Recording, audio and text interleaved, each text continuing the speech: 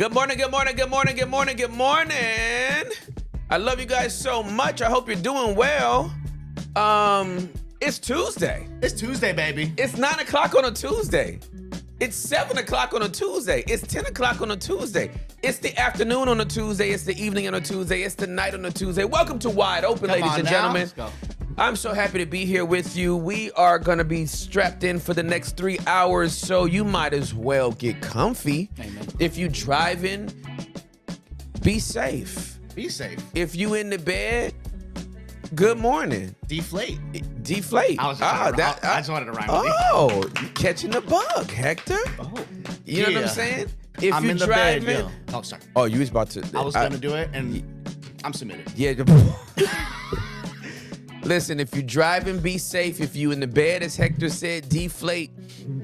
If you just getting started, man, good morning, good afternoon, good evening, Hey. good night, Oh. good morning, good morning. night. Hey, listen, I'm so glad that y'all are here. And y'all know what time it is, 1 minute past the hour. We're going straight into roll call. I'm trying to figure out what everybody doing. I'm trying to figure out where you at, where you at, where you at, where you from and where you at, where you at, where you at, where you from and where you at. 162 in the live chat. Welcome in. Appreciate. Oh, 240. Wow, that Bienvenidos. happened quick. Bienvenidos. And Tim, by the way, Telemundo. that was really good. Channel 23. Yeah. Buenos dias. Good morning. Buenos dias and good morning, everybody. 23. Telemundo. Hey, today's challenge, by the way, in Discord, everyone has to send the stream to just one person. Just one person. Oh, okay. Don't post it on Instagram. Don't post it on Facebook or TikTok or MySpace or AOL Instant Messenger. Just text it to one person you feel the Holy Spirit's telling you Hey, to send it to. hey, that's real good. That's real good. I didn't even know that was like a thing today, but like, yeah. Each one reach one. That's where we at right on, now. each You know what I'm one saying? reach If you one. know this has been good for you, Let's go. just text it to some other person. Yesterday, I had the homie Malcolm come through. Mm-hmm. He works for a company and he does mobile detailing. Yeah. And so while we were taping a basement episode, which that basement episode is fire. I can't wait till that one comes out. The members episode's out now. Okay, sweet. Members episode is out on YouTube Right now. and you'll get a taste of what's gonna go down between me and my guest. But the homie Malcolm came through, and Malcolm did the Tessie while I was shooting the episode. So when I came down, I was like, bro, I appreciate you getting this car. Cause I didn't have to go down there or nothing. He just went inside the car. Yeah, It was handled it was this. done after your work day. Absolutely. After my work day, he was already done with it. And so I was like, man, I was shooting a pod, so I couldn't come down. He was like, man, what pod? And so I told him what pod or whatever. And then he was like, bro, right now I'm on the train. I got a lot of time to listen to some pods. So I pulled it up on his phone. Yeah. You know, I've actually seen some people like somebody hands them their phone, they'll pull up whatever podcast or whatever. Right. They'll subscribe for him. They'll start following it for him. Literally. I'm sorry, bro. I was born in 75. I don't fool with people's phone like Right. that. You know what I mean? Right. So he handed it to me. I typed it in. Upset the World Studios, and that's a big difference. You know, because we had to just walk away by faith Yeah. from what I co-founded. We're on a completely different channel. Yes, we are. Like it's not just that I transitioned from B-side. It's also that I walked away from the podcast platform where we built 2.5 years Absolutely. of our pods. I walked away from that as well. So we started new with Upset the World Studios. If you want to find all of our podcasts moving forward, they're on Upset the World Studios. What will pop up for you there is The Basement and Wide Open. We're starting to upload all the Wide Opens as well. Yeah. Are we uploading those in order? No, we started last Friday. So Friday's episode is up. Yesterday's episode is up already. Okay. So- so we're not going back to the beginning? No. Oh, okay. Yeah. We were like, hey, this is the line in the sand. Okay, great. All good. Yeah, the first 3 weeks, y'all got to pull up to YouTube. And Okay, check that great. out. Yeah. Awesome. Dude, I'm not mad. So yeah, all the basement episodes and all your Wide Open episodes are on Upset the World Studios. If you just type and a guy gave us favor. All I got to do is type Upset and it populates Upset the World Studios. I mean, that really, yeah, it goes that fast. Oh, we're locked in. It hasn't even been. We haven't had that for a week. Praise God.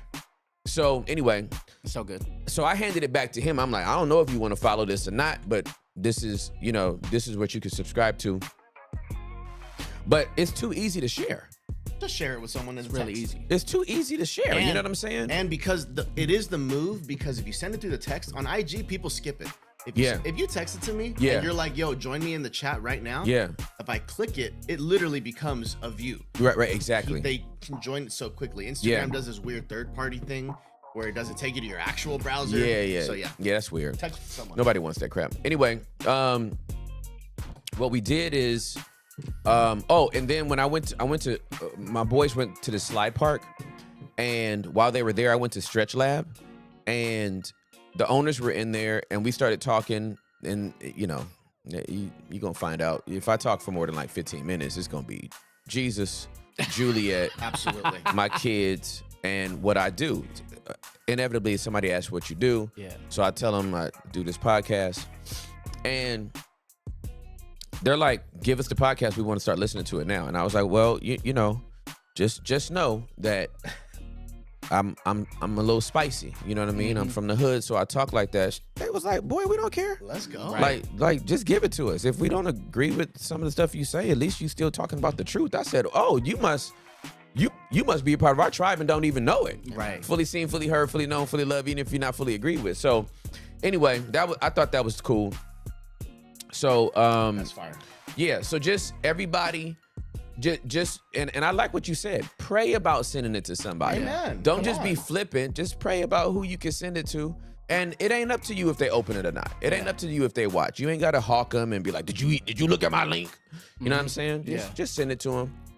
And that's organic. You know what I mean? That's organic. I'd rather do that than a bunch of crazy marketing stunts that are whack.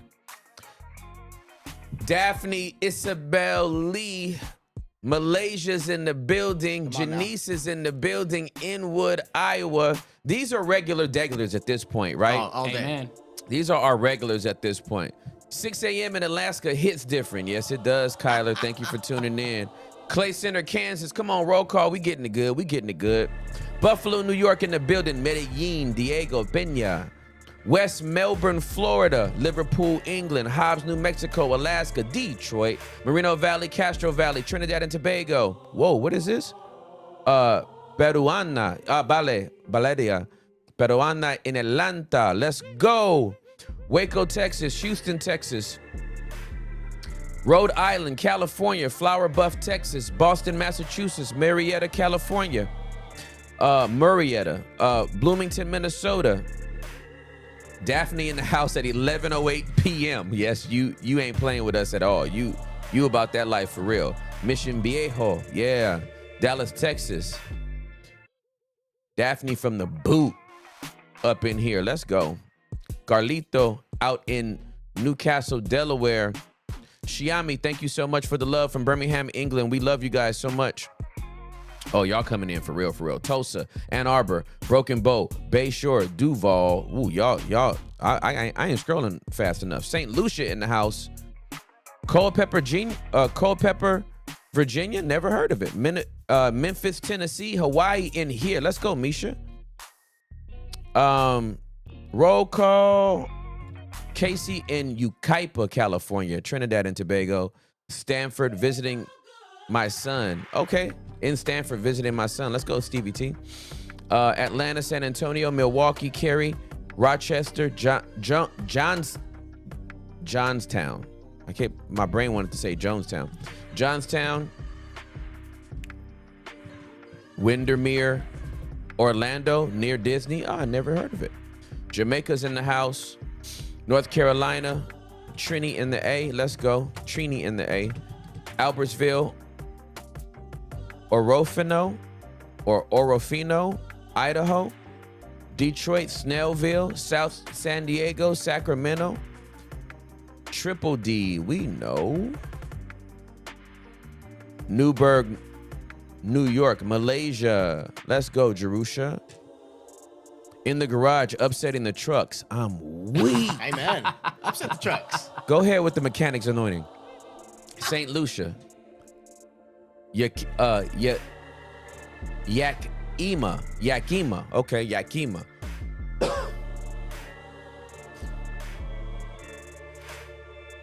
San Antonio. Taiwan. What's up, Yu Wang? From Taiwan? What's poppin'? Toronto. Orlando. Sherman Oaks, California. What's up, Tori? Pensacola, Florida. At my desk in Perrysburg, Ohio. You already at work, Nella. Can't nobody accuse you of being lazy. Antigua, Palm Beach. Fort Mill, South Carolina. Columbus, Ohio. Houston. Louisville, Kentucky. Oxford, North Carolina. Vadnais Heights. Vadnais Heights, Minnesota. Charlotte, Trinidad and Tobago. Somebody said our audio is coming out of only one ear. Yeah, that's weird. Double checking it right now. We're about to double check it for the Lord. No worries. Bermuda, Quebec, Houston. I'm gonna click a button and let's see what happens. Okay, click a button and see what happens. I don't care. Hampton, Virginia, Bixby, Oklahoma. At work in Toronto. Let's go. B. Moore, Thornwell, Louisiana. Port Hope, Boston, Massachusetts, Houston. Clicking the button, check one, La two. Marque, Hey. Texas. The Lord is good. United States Postal Service in the house. What's up, Carlos? We know. Inglewood, Florida. Wow, that is. Florida. She spelled it Florida. Florida. Listen, that's hood. That's super hood. Hey, Jit. Audio fix. You know we right here. Hey, the Lord loves us, brother. You know we needed them ears wide open. It's like God loves us or something. It's like God loves us, bro. Yeah, man, we all trying to. We just out here doing the best we can. A daily show is no small task, ladies and gentlemen. You do know that. Tim, are you tired? Not at all. Do you feel good for real? Absolutely. Okay, roger that. Just double checking. What about you? What's up? Hector? What's up, handsome? You feeling tired? I'm exhausted. Love you guys. I love you so much. Good to see you, man. I like that blue shirt. Yeah. Handsome boy. I got handsome boys, man. What's up, Wisdom? Chicago in the house. Love you, brother. All right, roll call, son. Roll call. We've really done. We've solidified our roll call. Tim, let's get rid of these property taxes, brother. What is happening here? Florida Governor Ron DeSantis has recently expressed support for eliminating property taxes in the state. Lord have mercy. What the what? Describing them as an oppressive and ineffective form of taxation. Wait a minute, Ron DeSantis. What are you saying here? He suggested pursuing a constitutional amendment to achieve this goal, which would require 60% voter approval. However, a report by the Florida Policy Institute highlights significant challenges with this proposal. The report indicates that property taxes currently generate approximately $43 billion annually, funding essential services such as education, which relies on property taxes for about 73% of its revenue. To offset this loss, the state would need to consider alternative revenue sources, such as increasing the sales tax. Estimates suggest that the sales tax rate would need to be more than double, potentially exceeding 13%, to compensate for the shortfall. In response to these concerns, a Florida lawmaker has filed a bill to study the potential impact of eliminating property taxes. This study aims to assess the feasibility of such a significant policy shift and its implication for public services and the state's economy. While the idea of removing property taxes may appeal to many homeowners, experts caution that the resulting need for alternative funding mechanisms could lead to increased financial burdens in other areas, such as higher sales taxes, which may disproportionately affect lower income residents. Child. And what are your thoughts here, brother? My thoughts are it sounded good till you keep reading. Right? Like, it sounds good till you keep reading. Because, I mean, obviously it sounds great, right? Like, any politician coming out, it's like if you running for student body, right, in high school, and you say, everybody should get free lunch. And everybody's like, yeah! And it should be from Pizza Hut. Everybody's like, yeah! Right? Well, of course the kids want free pizza. who got to pay for it though? Who paying for it? Who's actually paying for it? Who got the money? You know what I'm saying? So is your football uniform about to cost double? Is your cheerleading uniform about to cost double? You know what I'm saying? Money ain't free. Are your field trips about to start? So like, to get rid of property taxes doesn't mean that, okay, for a homeowner, okay, you don't have to pay property taxes. But now, do you want to pay a tithe on an apple? Like, do you want to pay a tithe on your jeans? Like, your sales tax is maybe 13%. That, like, I mean, there's a trade-off always, bro. Please educate me. This house is paid off that we're inside of right now, correct? Yes, it is. Okay, absolutely. great. In Jesus' name, thank you, Lord. In the name of Jesus. Thank you, Lord. I can't even say it ever without saying thank you, Lord. Shout out Jehovah Jireh. Here's the thing. Amen. This house is paid off. You still got to pay taxes on it? Yeah, I got to pay property taxes every year. What a complete ripoff. How do we evade this? What are we going to do? Well, that's what I'm saying, though. But what's the alternative? Because I had to write a check in January for $12,000. Yeah. That's it for the year, though. House is them. paid off. Yeah. Year's covered. You know what I'm saying? Yeah. So if I just put $1,000 to the side every month, Yeah. what's the problem? Right. Not everybody is in the financial situation to where they have their home paid off. You know what I'm Exactly. saying? So they're paying mortgage. Some people, first time buyers, are paying mortgage, insurance, PMI, and all this stuff. So they're But the property taxes is inside of the mortgage payment. okay, got you. So they don't have to pay that separate. Okay. That only becomes a situation once your house is paid off. Understood. So as long as you have a mortgage, there is a part of your monthly payment is escrow. Mm-hmm. And escrow takes care of your property taxes. Amen. So that's not a separate bill that's coming out. Yeah. Everybody's the average homeowner who doesn't have a home that is paid off is paying for their property taxes every year. Now, if those property taxes go up or down, it could affect the actual mortgage payment. Got you. It could go up by $200. Fluctuates. It could go down by $200. It could go up by $400 if you live somewhere crazy, right? Yeah. But it's not an additional expense that you got to pay outside. Right. Once your house is paid off, that's on you. Property taxes have recently escalated here in the state of Texas, for example, than previously, like the past 5 years, 10 years. Mm-hmm. By how much? Like, have you seen a significant difference?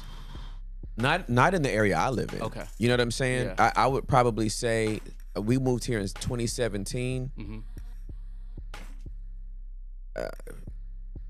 Maybe within $2,000. Okay. Something like that. Which again, it didn't feel significant. Maybe $3,000. Okay. But it didn't feel significant until I paid my house off. Got you. Right? Because it was just a part of my mortgage payment. Right. And only if there's a shortfall in the escrow do you have to wind up paying a little bit more. But as long as it goes in there, but tax is a part of life, man. That's right. Yeah.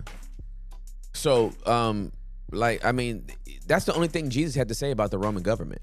Give Caesar ever. Can you? I want you to think about this. The only thing Jesus ever had to say about Rome or Caesar is render unto Caesar what is Caesar's. Render unto Caesar what is Caesar's. Render unto Caesar what is Caesar's. Hey, that's his. Render unto Caesar what is Caesar's. Hey, that's his. Render unto Caesar what is Caesar's. Hey, them taxes not mine. Right? So, money. yeah, you know what I mean? Give him his money. Yeah. Give him his money. That's what they should have said. Give him his money. Hey, give him his money. Give him his money. Do you like Caesar His salads? face is on the coin. Give him his money. Shout out TJ. So yeah, Caesar was like, bro, my face is on the money. And Jesus said, his face is on the money. Give bro his money. Jesus wasn't like, we're gonna overthrow this wicked government. So the government was already on his shoulders. Isaiah already prophesied that in Isaiah chapter number 9. The government would be on his shoulders, and they shall call him Wonderful God, Counselor. You know what I mean? Mm-hmm. Mighty God, Prince of Peace, the whole nine. So my thing is, you just gotta pay, bro. Amen. Pay. George said Three things in life are guaranteed: death, taxes, and Tim finding a rhyme. It's kind of true. It's kind of true. It's kind of true. Have you ever evaded taxes, brother? Just wanted to know that. Never. Really? No. And you always pay on time. I don't always pay on time, but it always gets paid during that year. I might have to file for an extension. Are you a quarterly guy? You pay quarterly? You No, pay at the end? I just save it all up and pay it in one lump sum. I ain't got time to. Understood. My life is too busy to be trying to be like, oh, it's 3 months later. I must give the government some more. Amen. I just tell them jokers, send me the bill, dog, and then I pay them. But they're a part of life, man. Like, you just everybody gotta get over it. Amen. Everybody gotta get over it. But like, I mean, I would like to see what's popping though. I really would. Like, I would really like to see what these jokers is about to do. Like that, it seems wildly unsustainable, right? And if it can be something, then show me the money, right? That's all I want to see. Okay, what was the A little global tax evasion for the Lord. Yeah. Did you say global tax evasion? For the Lord. Yo. This is crazy. Okay, tax evasion remains a significant issue globally with individuals. Okay, let's get a poll in the chat. Foliage. Tax evasion remains a significant issue globally with individuals and corporations employing various strategies to underreport income or avoid taxes. Here's an overview of recent data and trends. Global tax evasion, financial impact. Countries worldwide lose approximately $492 billion annually due to global tax abuse. Of this, $347.6 billion is attributed to multinational corporations shifting profits to tax havens, while $144.8 billion results from wealthy individuals hiding assets offshore. Okay, hold on, hold on, bro. Okay, hold on. This ain't even our issue then. Listen, okay. Countries worldwide lose approximately $492 billion annually, right? 347.6 is attributed to multinational corporations shifting profits to tax havens. 144.8 billion results from wealthy individuals hiding assets offshore. You ain't even talking to us. They ain't even talking to us. This report ain't even talking. There's nobody on this live that this report is talking about indicting any of it, okay? Where'd it go? Why did the screen go away? You want to keep going down? Yeah, I was still trying to. Okay, right. Okay. Multinational corporations are shifting about 1.42 trillion in profits to tax havens each year, leading to significant tax revenue losses for governments. Tax evasion in the United States, federal tax gap. The Internal Revenue Service estimates the annual gross tax gap, the difference between total taxes owed and taxes paid, at $696 billion. That's the gap for tax year 2022. This comprises of non-filing $63 billion, underreporting $539 billion, underpayment $94 billion. IRS enforcement efforts in fiscal year 2024, the IRS Criminal Investigation Division initiated over 2,667 criminal investigations, leading to 1,571 convictions and identifying more than $9.1 billion in tax and financial fraud. Let me just pause and say this, man. I can't even read the rest without talking about this.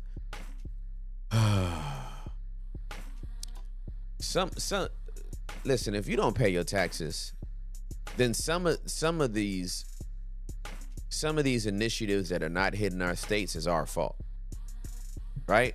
And you don't think about your little like, man, my little tax ain't gonna make no big difference, so it don't matter if I pay it or not. Y'all need to go after the big wigs. All right, man, this gap is huge. The underpayment, $94 billion. These people hiding it. These people just $63 billion not even paying. So I pay my taxes 88%. I can't pay taxes 5%. I need help paying my taxes 8%. Okay. I'm just glad that we got some people that actually paying their taxes. Lord have mercy. I mean, get QuickBooks, TurboTax, get something. Go to H&R Block, do something. Go to the bazaar. Do something. All right, let me finish reading this criminal behavior going on, because this is wild to me. Collections from high-income non-filers. Recent IRS initiatives have recovered $172 million from affluent individuals who failed to file tax returns, and an additional $100 million from those who filed but did not pay their taxes, totaling almost $1.3 billion from renewed enforcement efforts. Like, if you're a high-income earner, you're not paying your taxes, make it make sense, man. What's going on? Like, I don't, man. Rich people crack me up. Rich people crack me up, man.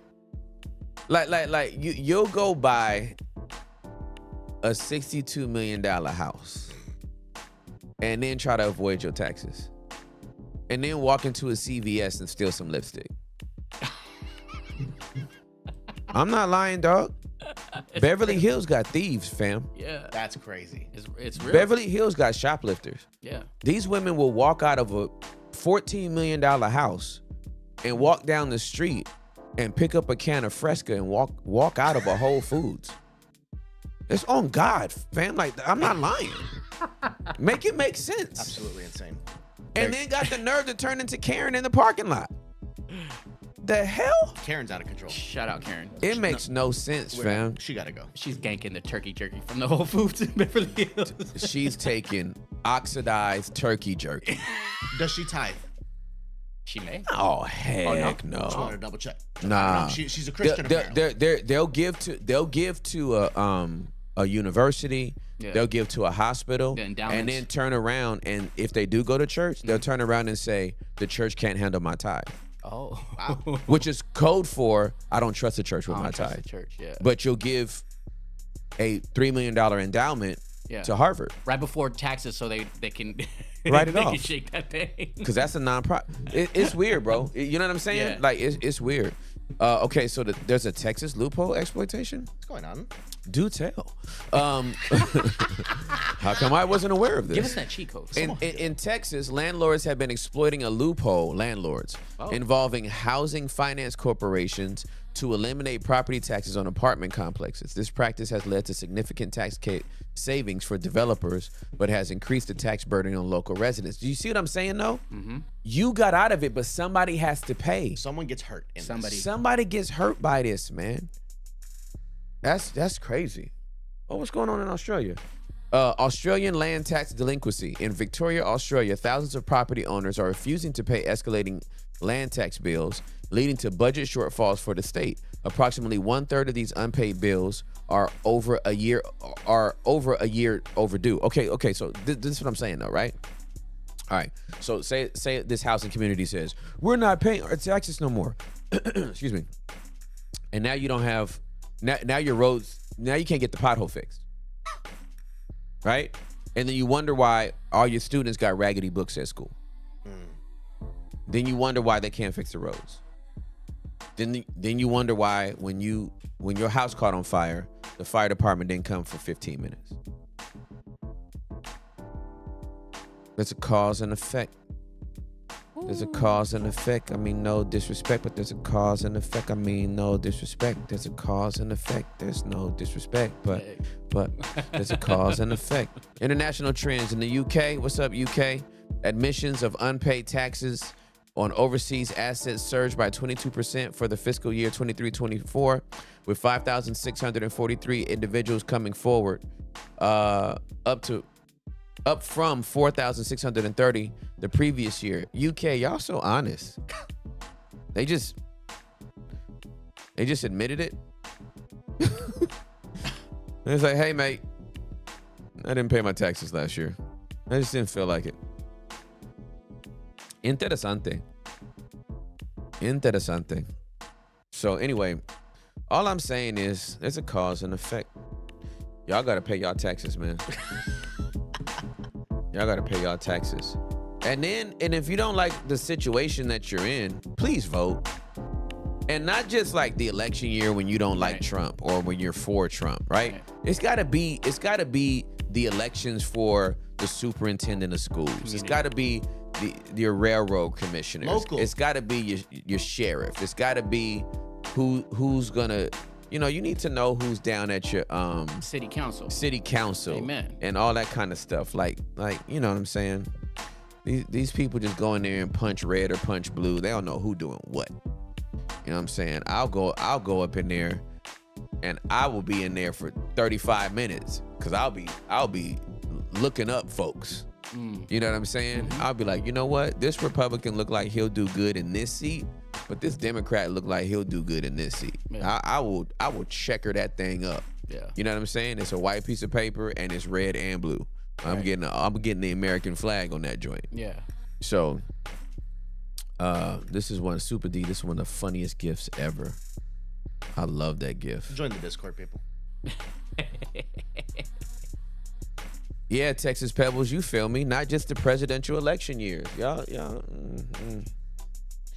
don't know who your judge is. Y'all don't know who the district attorney is. These are all people that gotta be voted in. Y'all don't know who the mayor is. Stop it. Chief of police. I like it. Don't boo, just vote. Yeah, like do that. All right, let me take this. All right, what else we getting into today? 9:32, 32 minutes after the hour. 25th of February. How are y'all doing today? Hope y'all are doing well. Oh, Hector giving us the intel. I just wanted to know this, and now here it is. Voter turnout for local elections, such as those for city council members, mayors, and other municipal officials, tends to be significantly lower than for national elections. Shame on us! While comprehensive national data for 2024 is not yet available, historical patterns and recent analysis provide insight into local election participation. General trends: lower turnout in local elections. Historically, local elections experience much lower voter turnout compared to presidential elections. For instance, while presidential elections have seen an average turnout of about 63% of eligible voters since 1980, y'all get this, local elections often see participation rates below 20%. Lord have mercy. Variability by city. Turnout rates can vary widely depending on city and the specific election. Factors influencing turnout include the timing of the election, the offices up for vote, and the competitiveness of the races. That is just wild to me. 2024 local elections, mayoral elections. In 2024, 34 of the 100 largest U.S. cities held mayoral elections. These elections resulted in a net gain of 1 mayoral seat for Democrats and a net loss of 1 for Republicans. Specific city data.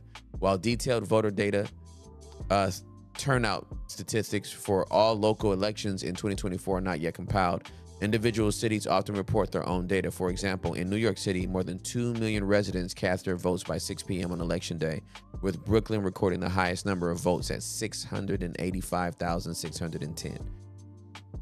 Wow. Factors affecting local voter turnout. Election timing. Local elections held concurrently with national elections tend to have higher voter turnout due to increased voter awareness and participation. Conversely, off-cycle elections often see reduced engagement. But sometimes that's when somebody can slip in on you. You know what I'm saying? That's when a mayoral seat could change in a non-presidential year. And you could wind up with somebody that comes in and switches stuff that you never wanted to be done, because you're only thinking in increments of 4 when you got to think in increments of 2 as well. So, Dios mío. Dios mío. No problemo. No problemo. Listen. Oh, what did we get on that poll? What was the final standing on that poll that we put up? We're going to pull it up real quick. I got you. I should be able to pull it up here, too. 968 people in the chat. Was popping.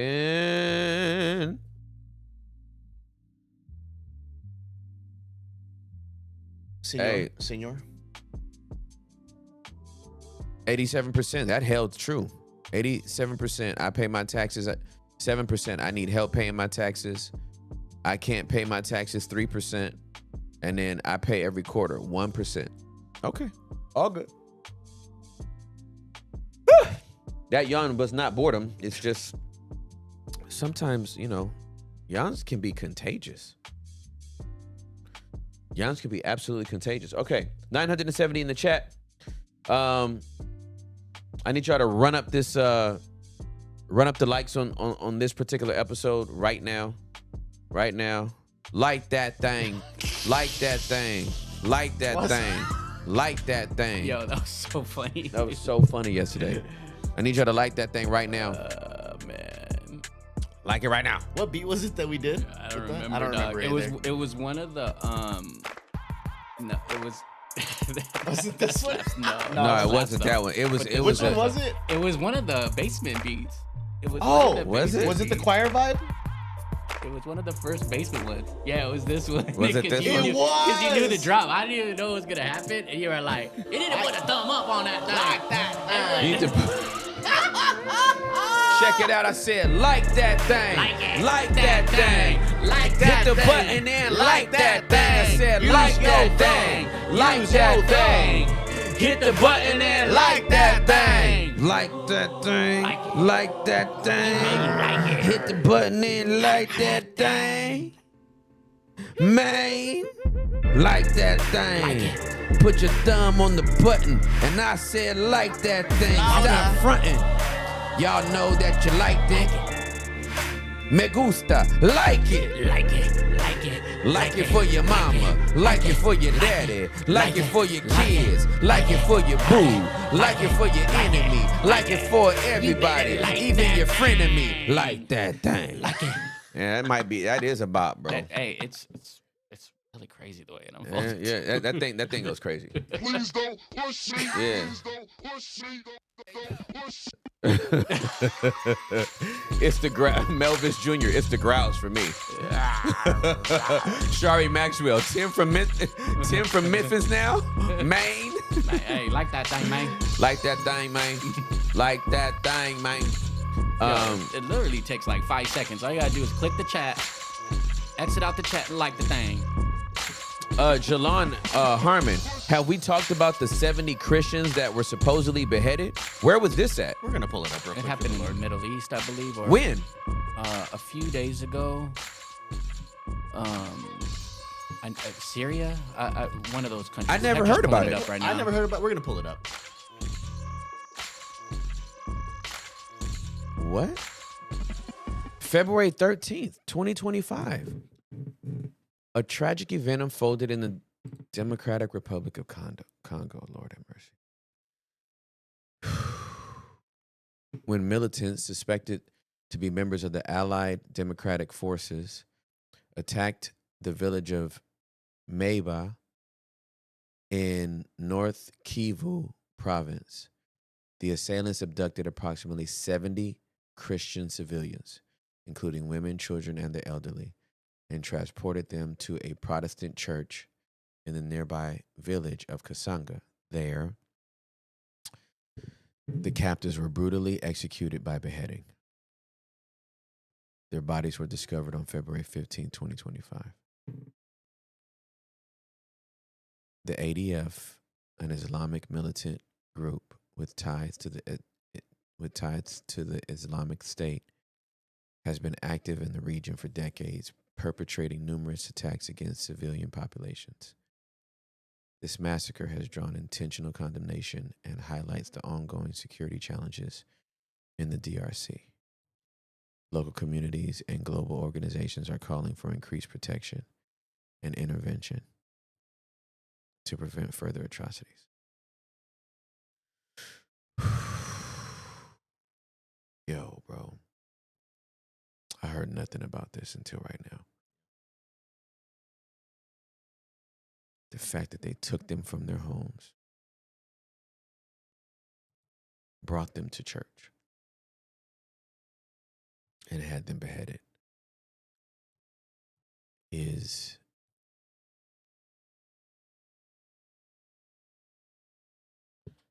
It's an atrocity, man.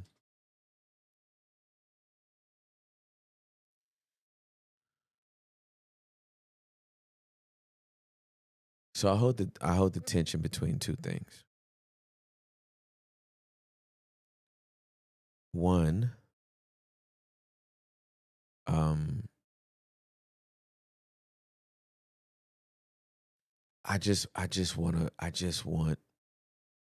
I would love, my first reaction is I would love to employ my own private group of deltas. Just some deltas off the books. Hey man, do you feel like going to the Congo and handling up for your boy? And just let them go there and let it rip. That's my first reaction. Cause you know what I mean? The first reaction is you got us, we got to get you. But don't repay evil with evil. There's a reason why. The cycle doesn't stop. So as heartbroken, devastating, and angering as this news makes me, I have to believe in a sovereign God whose vengeance is better than mine, because mine has no chill. Mine has zero chill. Zero. Also, let there be no one in the United States of America under any circumstance, and please hear me when I say this with all humility as an American, let none of us ever say that we're being persecuted in this country. Like, just don't even form your lips to say it. In the same way, I will not let my kids, my Afro-American kids, I will not allow them to say that they're starving, because they're not.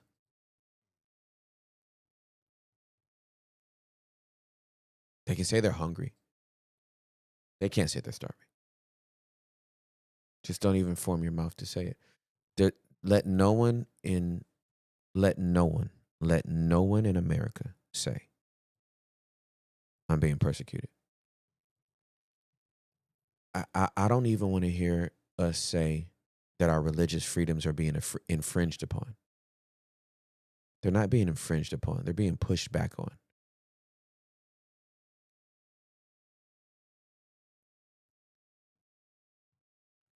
Like when you hear something like this, and this is what all my travels have taught me.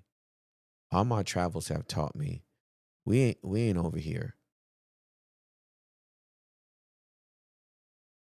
We ain't over here really dealing with nothing. It's not that we're. I'm just saying in comparison. I'm not dismissing whatever we have to go through, but it ain't nothing. It's nothing. What are we talking about? They took prayer out of schools. That's what we talking about. Property taxes. We talking about property taxes. We talking about. What are we talking about? We talking about the LGBTQIA plus community having sex with each other. We talking about people having abortions. This is where are you being dragged back to your church on a Sunday morning to get your head lopped off? What are you talking about? Oh, you're talking about traffic. Oh, you're talking about your PTA meeting. You talking about your kid can't go to Stanford now because the teacher gave him a C instead of a B. And you threaten not to give any more money to the aquatics to the aquatics team. Shut. Child, this. Ooh. In the aftermath of the tragic massacre in Meba and Kasanga on February the 13th, 2025, local military and police forces have faced significant challenges in responding effectively. The region, particularly North Kivu province, has been plagued by ongoing conflicts involving various armed groups, including the Allied Democratic Forces. This persistent instability has severely strain the capacity of security forces to protect civilians and prevent such atrocities. Okay, now I feel better about saying I wish I had the money to just fund some deltas to go out there, because not even the law enforcement officials have the ability to like effectively combat these groups. So if you're outnumbered, I feel very, very good about if I just had a war chest. You know what I'm saying? If Yeah. I just had a war chest and I could get 6 deltas and just say, hey, y'all free for the next 2 months? I just need y'all to like reduce ADF by half. What's it gonna take? Oh man, give us about $3 million and we can have this under control for you in the next 3 weeks. Say less, man. I'll wire it to your account. Go out there and help these people. I mean, and then who did they take? They took women, children, and the elderly. Elderly. Yeah. This is cowardly.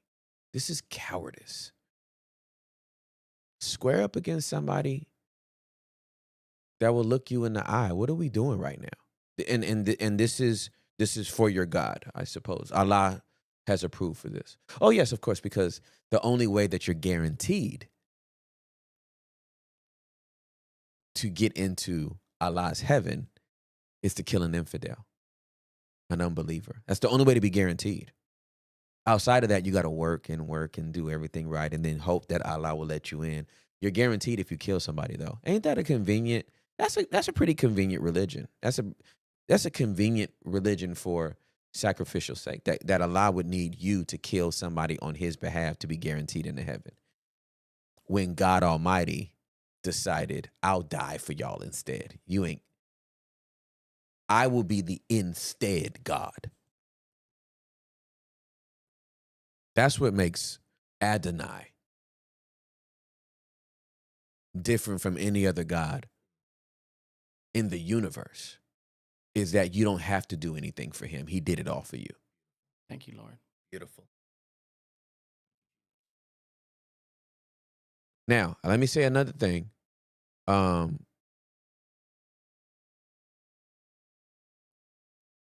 Let me say another thing right here. The other thing I want to say right here is that the blood of the martyrs is the watering field for evangelism.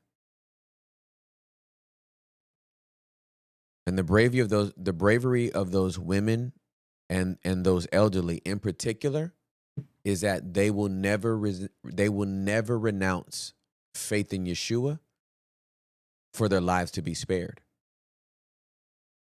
Right? If it's about fear, they could easily say, I no longer serve Adonai. I renounce Yeshua and I will serve Allah. If it was about saving their life. For 70 people to go, oh, you're going to take us to church and kill us? Oh, we call that worship. Thanks. What honor that we would be found worthy to join the likes of John the Baptist and the Apostle Saul. That our blood would be spared for the name of Yeshua. He bled for us. We have no problem bleeding for him. So I'll tell you who the bravest souls in that room were on that day. They weren't the ones with the machetes. They were the ones that would not renounce their fidelity to Yeshua for the beheading in their own church. That is the ultimate form of worship. I present my body a living sacrifice. You haven't thought about Romans 12:1 in that way. Holy and acceptable unto God, which is my reasonable service. If it comes down to me renouncing Yeshua as Lord or me losing my head to your sword, take my head. I don't need it where I'm going. Those are my heroes today. That's what I'm celebrating today. Shout out to 1.1 in the chat. And Tim, could you just educate me on the theological stance of war and you talking about sending in the deltas for the protection of other people?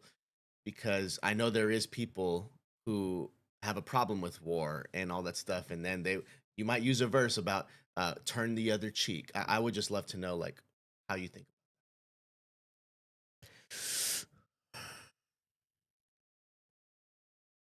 There's a time to live and a time to die. And there is nuance and there is gray and there's all kind of stuff in there. But when you have 70 people that lose their life for no other reason than some people walking in and arbitrarily just saying, let's just round up as many believers in Jesus as we can today, take them to their own church and kill them. And there's nobody to stop that level of evil. All I'm saying is, if I had enough money, I'm wiring it to some deltas and I'm going to tell them to go get busy.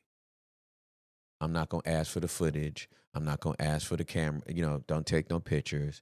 I'm not asking them to hang them by their toenails and behead them upside down and let their blood drain out. All I'm saying is, could you go down there and mitigate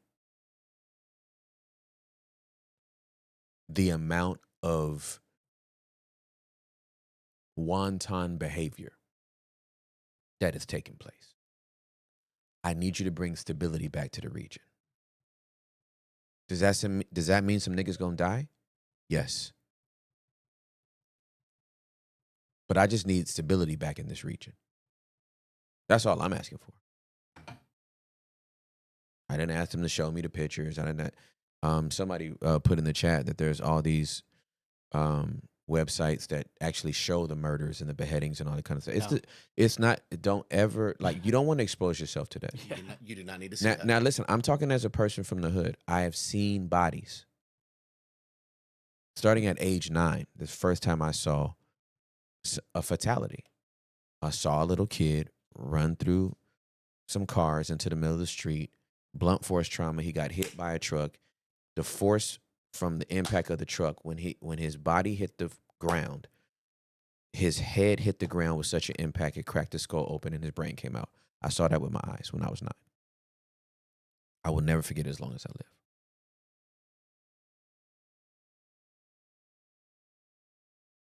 My friend Damian Washington got murdered for not letting somebody into a house party. I saw his body. I saw him dead on the floor.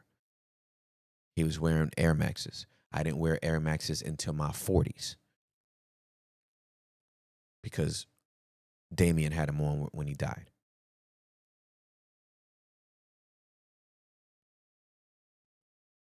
Won't wear Air Max to this day because Damian had them on where his body lay. So that's my. So I've seen this. I've seen people brutally beaten. Went to a club that was inside of a boxing gym. A fight broke out.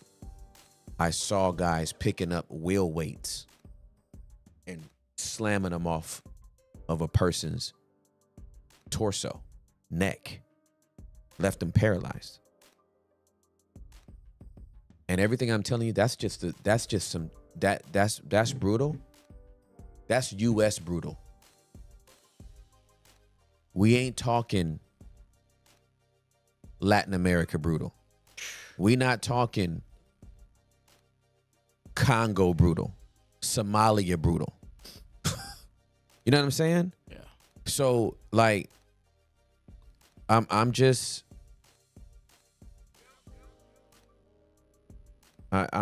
saying I'm for safety and stability of a region, and you need a special group of people to go do that. And all I'm saying is, if I had the money, I wouldn't have no problem funding it.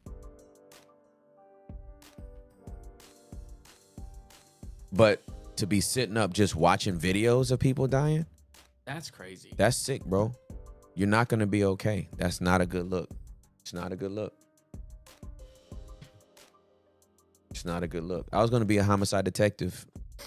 So I was going to spend my life looking at the aftermath of people's anger and wrath and malice and jealousy and all that kind of stuff. It's not good. It's no bueno. It'll cancel your empathy quick.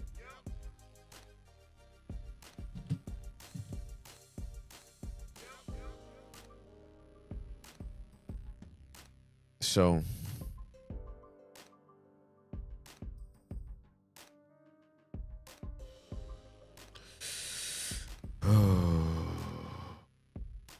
man, that thing will take the wind out of you. Yes.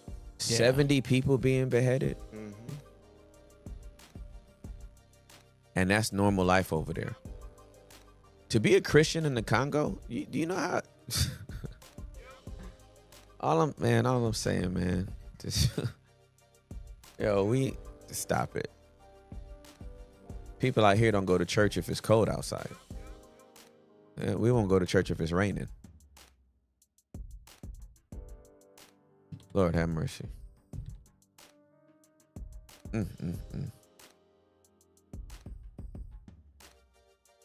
I agree with you, Kevin. Yeah, we have to forgive and pray. No, I agree with you. And I'm just saying. If somebody knocked on your door, no, not knocked on your door. If somebody kicked your door open at 2:00 in the morning, there's going to be a lot more than forgiveness and praying going on.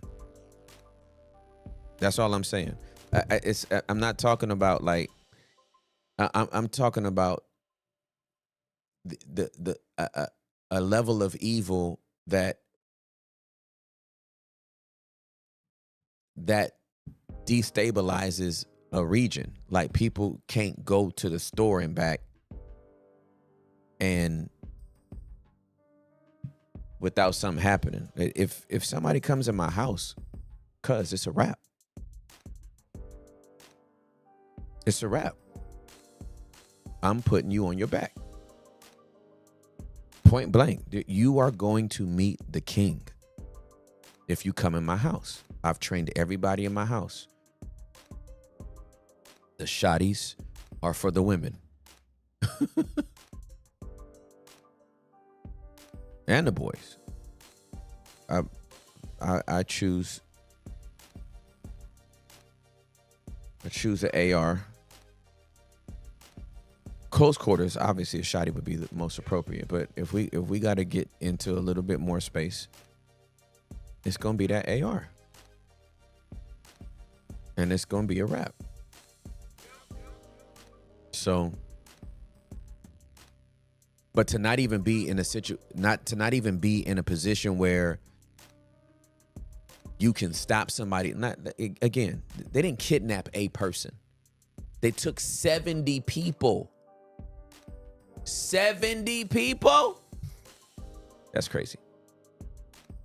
Yeah, my heart goes out to the family, man. Yes. Families. That's what I'm saying. Like, You know what I'm saying? I think about the children. Like, you think about the children and the elderly and stuff like that. It's just Taking women, children, and the elderly is cowardice beyond. That's Will slapping Chris again for me. You know what I'm saying? That's Will slapping Chris again. Like you know how cold your heart has to be that you don't realize that you just took your sister, that you just took your kids, that you just took your grandmother, your grandfather, all because they believe differently than you. It's evil, fam. It's evil, fam.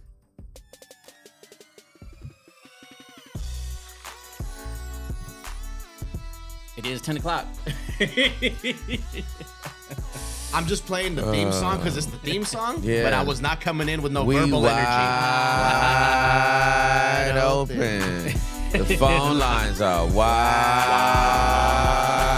open. The phone lines are wide open. The phone lines are wide open.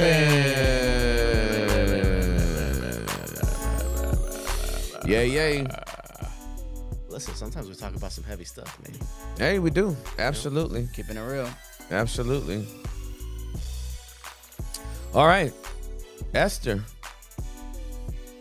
Phone lines are open. Hi, Esther. How you doing? Hi. I love you. Can you hear me? Yes, your hair is so cute. Thank you. What's going on? I don't know how to phrase this, but I'm gonna just start from the beginning, I guess. Yeah, that's fine. I've I've I've dealt with a lot of trauma in my life, environmental trauma, um, and family trauma, and all the things.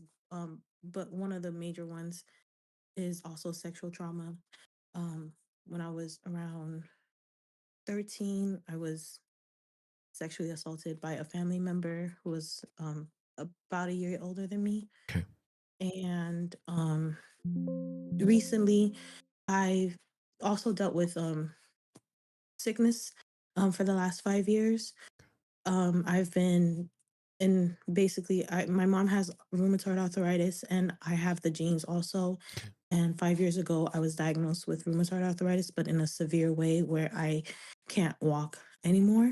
But I do believe that the Lord is going to heal me. And He's already told me before I was even sick that I would walk again. So that's where my hope is standing on. Amen. But right now, my main issue is that I'm throughout the 5 years, the Lord has been healing my heart and healing um the trauma slowly and painfully, especially since I found you guys, and I've been like watching all the things and applying it to my life.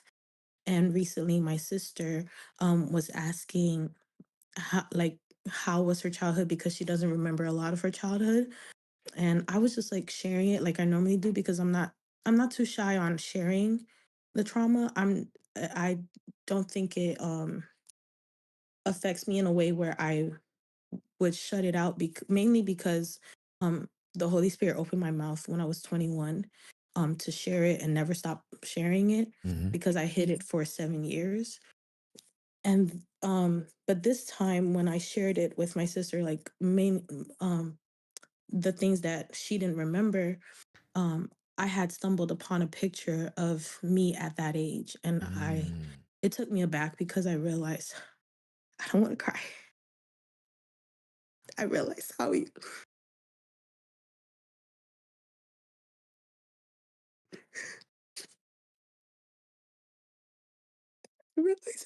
I was.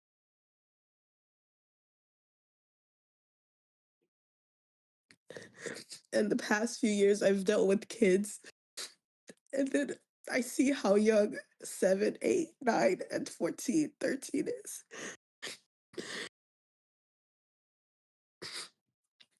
And all I could think about is like, how could someone do that to those ages, like that age?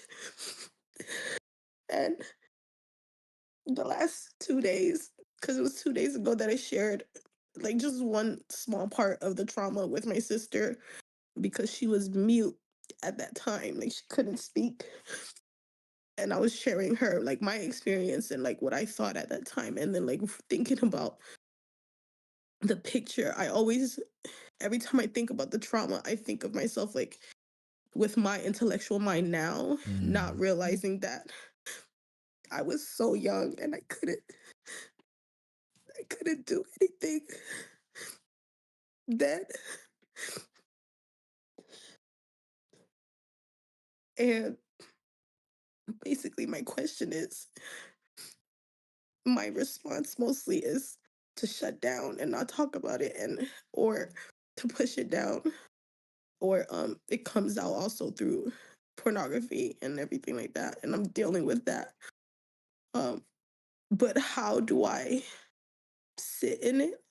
Because the last few days after talking about it, I've been just so sad, Of course. and I don't know where to put it.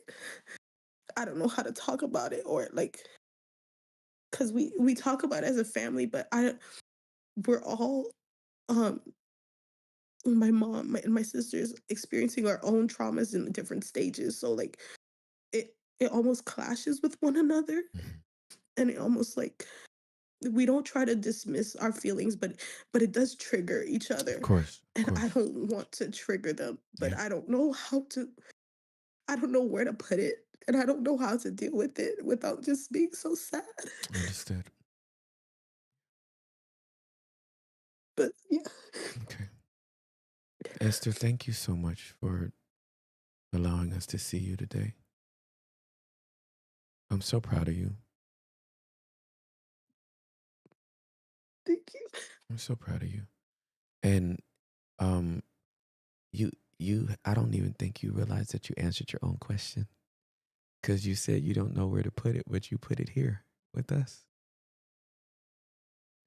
And you're safe here, and you're seen here, and you're not triggering me.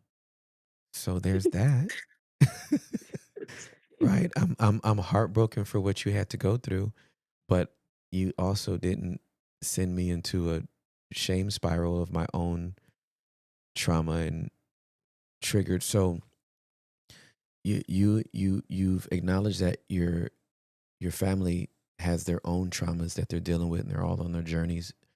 And when that's happening, and we may all know that we're all carrying trauma, but it may not be appropriate to share it with each other for the reasons that you mentioned. We could be triggering each other.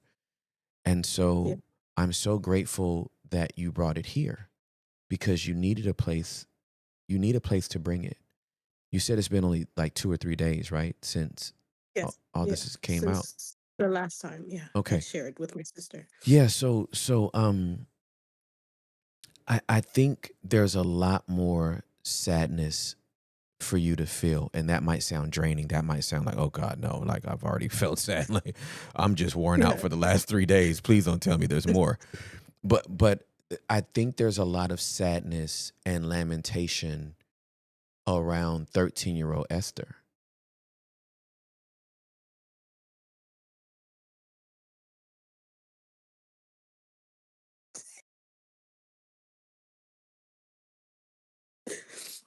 Yeah. Because she didn't know, and she didn't have a voice, and she was powerless, and she was taken advantage of, and she was abnormally used. That's where abuse comes from, the abnormal use of another human being. And that is worthy of your tears. It really is. And it seems very foreign to sit in sadness, because it's like, well, we got to go somewhere. Like I got to stop crying. Like I got to get over this. I got to move past it. And it's like, but we don't have to move past it now. Right? Yeah. Like in Germany, they have not destroyed Auschwitz.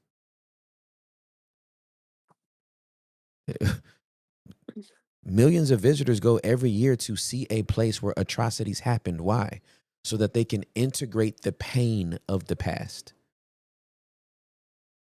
And you taking the time to grieve 13-year-old Esther and what she went through allows you to integrate and metabolize what happened to you.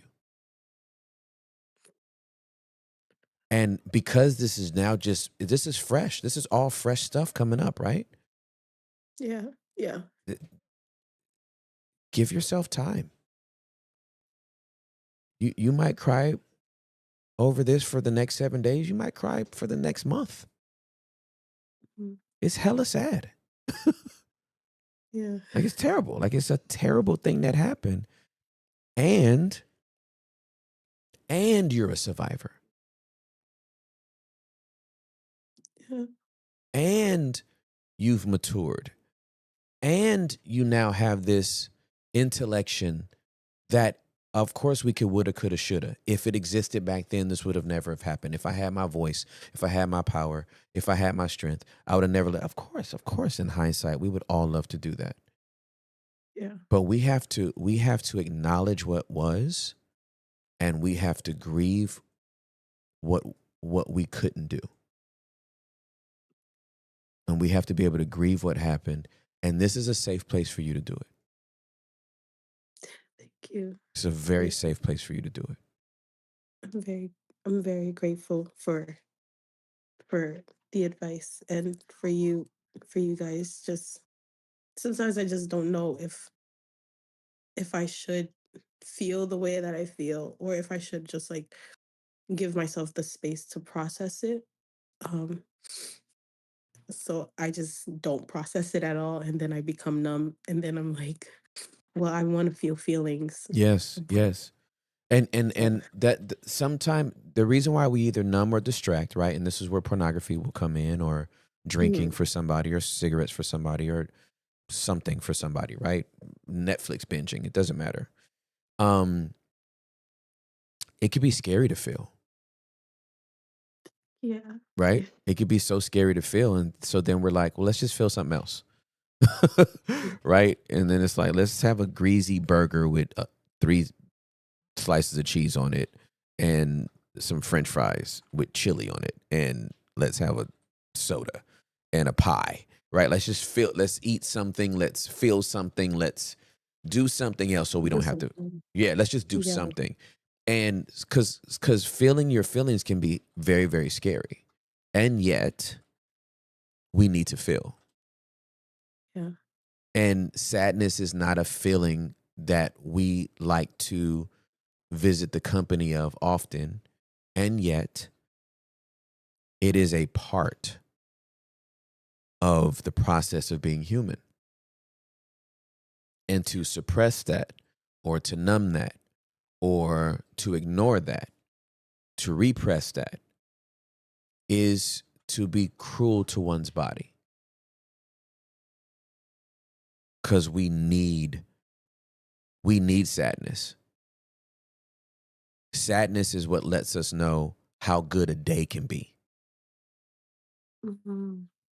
When I lost Miles, my younger brother, when I lost him September 17th of 2020 of 2004, I was depressed for 4 months. And I can literally remember the first time I laughed again, like a genuine laugh. And I thought, oh, that's fun. But I only knew I could only appreciate the laugh because of the 4 months of darkness I had just walked through. And Yeah. so I feel like the next experience of happiness, gratitude, thankfulness,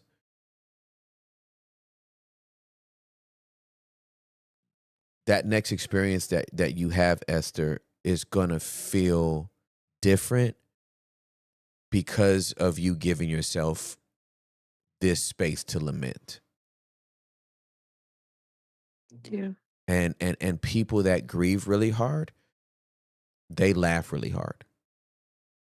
People that grieve really hard, they celebrate really hard. People that grieve really hard, they enjoy really hard, because Yeah. they've given themselves permission to do both very, very well, very deeply, and very intensely. And so I don't want you to rob yourself of this ebb and flow. Hmm. You owe it to yourself, and you definitely owe it to your body.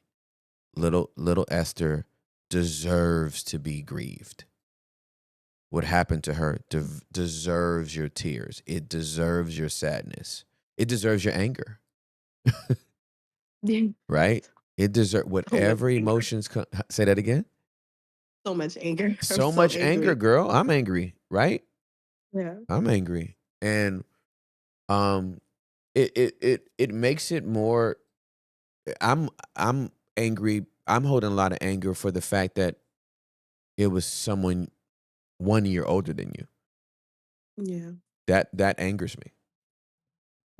That angers me. that their whatever hurt they experienced was, Yeah. enacted upon you. That angers me. Which is why I think I blame myself and I go back and try to rationalize it because we're so close in age. And I'm like, well, how do you, because I can't conceptualize doing that to a person a year younger than me. So how do you get there? And and I'm like, well, if they got there, there's something I did to incite it almost. No. And I just Would you be opposed to me giving you a different perspective on this? no, I'm not. I'm Okay. not. So at 13 years old, were you exposed to any pornography, illicit sex, or anything prior to this encounter Yes, I was when I was in the third grade. in third grade? Some kids had went on illegal sites and I've seen it and Okay. stuff like that. Yeah. Did you continue to watch it after that, or was it just that one episode in third grade? No, no. But after the trauma, I did continue. That's when it opened up. Okay. So then would it be a far stretch for you to consider that perhaps this 14-year-old family member hmm had been exposed to maybe the same thing you did at an early age, but continued to watch it to the point that they started to act out that behavior with other people? Yeah, I think I think that was the because I did see we had a computer at the time and a shared computer and we found another site Mm-hmm. and then I was like, what is this? And then he snatched the computer and then just Ah, ran with it. yep. So I think that's what it was. Mm-hmm. And I think that's what made me, because I've always told, when I told my mom everything, I've always told her I got into pornography to understand why. Mm-hmm. And because I couldn't understand why. And then that's how like I got stuck on it. Of course. Um, but yeah, I do think that's what started with him. Yeah. So you can't blame yourself for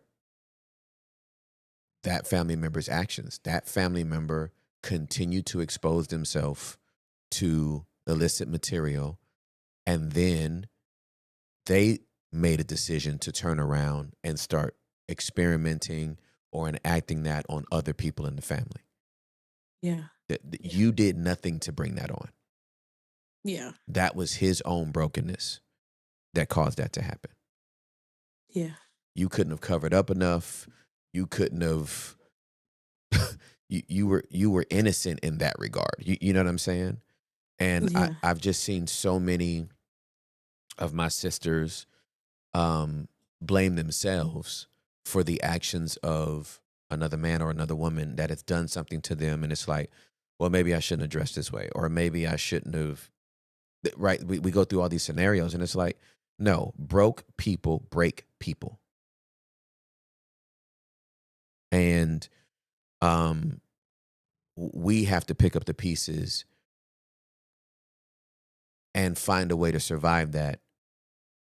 But we don't want to survive that with any narrative that says we did something to cause this. Yeah.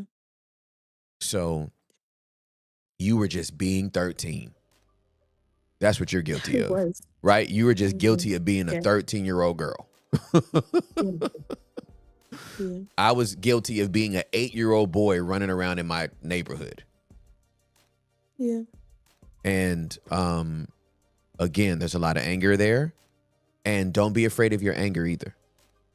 Scripture gives us very clear parameters. Be angry, sin not. Mhm. So be as angry as you want to be. Just don't go stab nobody. That's all I'm saying. Okay. I Okay. will. You have a beautiful smile, sissy. Thank you. Oh my gosh. That smile you. literally belies all the stuff that you've just told me. I'm so happy you still have that smile. Please don't let go of that The smile. Lord. It's because of the Lord. For I sure. couldn't have it without him. Yeah, absolutely. Well, I'm grateful that you could smile today. I love you so much. Thank you. I love you. I love Okay. you guys. Love you, Hector. Love you, Derek. I Love you, just my sissy. heart is so full. Love Thank you guys sis. so much. You're welcome, babe. Have a good day. You too. Love Bye. you. Bye. Yo. Esther, that's my girl. Man. Ooh wee. She got to put her trauma right here. She just got to drop it off. That was great, bro. Tim. She just got to That drop was it off. beautiful, man. Tim. I love you, man. I love you too. I'm so grateful this is this space is safe enough that, you know what I'm saying? Yeah. That people can do that. It's like, We're locked in, brother. yeah, Straight I'm up. grateful. I'm grateful. Okay, who's next? It's supposed to be Melvis, but he did just pull out of the doctor's Yeah, office. he's at the doctor's office with his son. So we're going to get Melvis in, but I don't know. We got somebody else up or? Well, he was trying to call in, but Oh, okay. we're getting a classic ghostage situation today. Not a problem. And hold it, Oh, hold there it, it hold goes. it. Melvis, welcome to Wide Open, Come my brother. on, man. What's up, Melvis? Hold on, I need to turn off one of these. Hold on. Can you hear me? Yes, sir. I can hear you. Wow. Tim Ross, I cannot believe I'm speaking to you, sir. So good. Wow. I don't know where to start. But I'm gonna start at the beginning, I think. Okay. But I thank you and the team for just being who you guys are, man. Because man, trying to breathe a little bit because this is tough. Take your time, man. You know, I never really thought I had anxiety. Um, but about 2 weeks ago, I had this really crazy like panic attack, and it was after just like a random like mom situation that was it didn't that wasn't the reason why I felt like I freaked out, but it was just the straw that broke the camel's back, you know. Yes, sir. I thankfully have a really incredible tribe through TC Nation. Shout out to Pastor Mike and the crew over there. Yes, sir. And these guys were able to really kind of walk me off the ledge and help me to kind of gain a better perspective of what I needed to do in that moment, and then what I needed to continue to do after that call. And then that's when I had sent the initial message to you guys, and immediately regretted it. I was like, wait a minute, am I actually going to be going and talking to Tim right now? This is crazy. And then I said, you know what? I just got to rip the Band-Aid off, because if I really want to be free from this, I just gotta do it. And Yes, so sir. here I am. Proud of you, bro. So that's the first part. Thank you, man. I still can't believe it, but thank you. And so the long and short of it right now, though, it's I need a little help in terms of getting out of this sort of stuck place. I've been married now for 16 years, 3 kids, amazing wife. About 2 years ago, we had sort of a revelation come out where I was the person that emotionally stepped out and had to really face the gravity of that. I started therapy and started small groups back then, and it really kind of brought me back to a center, to understand that, hey, you know what, you screwed up, but now you got to do the work to get back, the trust and all the other things that you lost. Mhm. I've grown over the past 2 years, and I feel like uh, there's sort of this gap that's happening with my amazing wife, and just she's stuck it out. She's been there through the tough times, and I'm so grateful for her. What during all of that, I left my job and going through these financial struggles and started new businesses, and those are struggling and growing, in insurance and stuff like that. But it's it's like, how do I get to this place of stability, not only in my marriage, spiritually and financially. It's like trying to like balance, a million things at the same time, and sometimes it just outright sucks. For sure. And Absolutely. Yes. right now I'm actually at the doctor's with my son, and I'm just like even balancing that right now in the middle of all of this. And so I'm just like, okay, all right, I'm here, God. Like, I don't know why you've caused this to happen even in this moment, but I'm just going to be obedient and be here, and hopefully I can receive whatever he has for me For sure. um out of this. Yep, absolutely. Mel Melvis, I appreciate you so much for just talking about this. Mhm. It could be so difficult for us as men to talk about this specific thing right here. Mhm. It sounds like you're under a lot of pressure. I am. How does that I am. feel for you? Terrible, weighty. Um, you know, uh, even now in the office with the doctor. Doctor, can you give me a couple minutes? All right. Yeah, but All right. Thank you so much. All right, Luke, I'll be right back. Okay. Sorry about that, guys.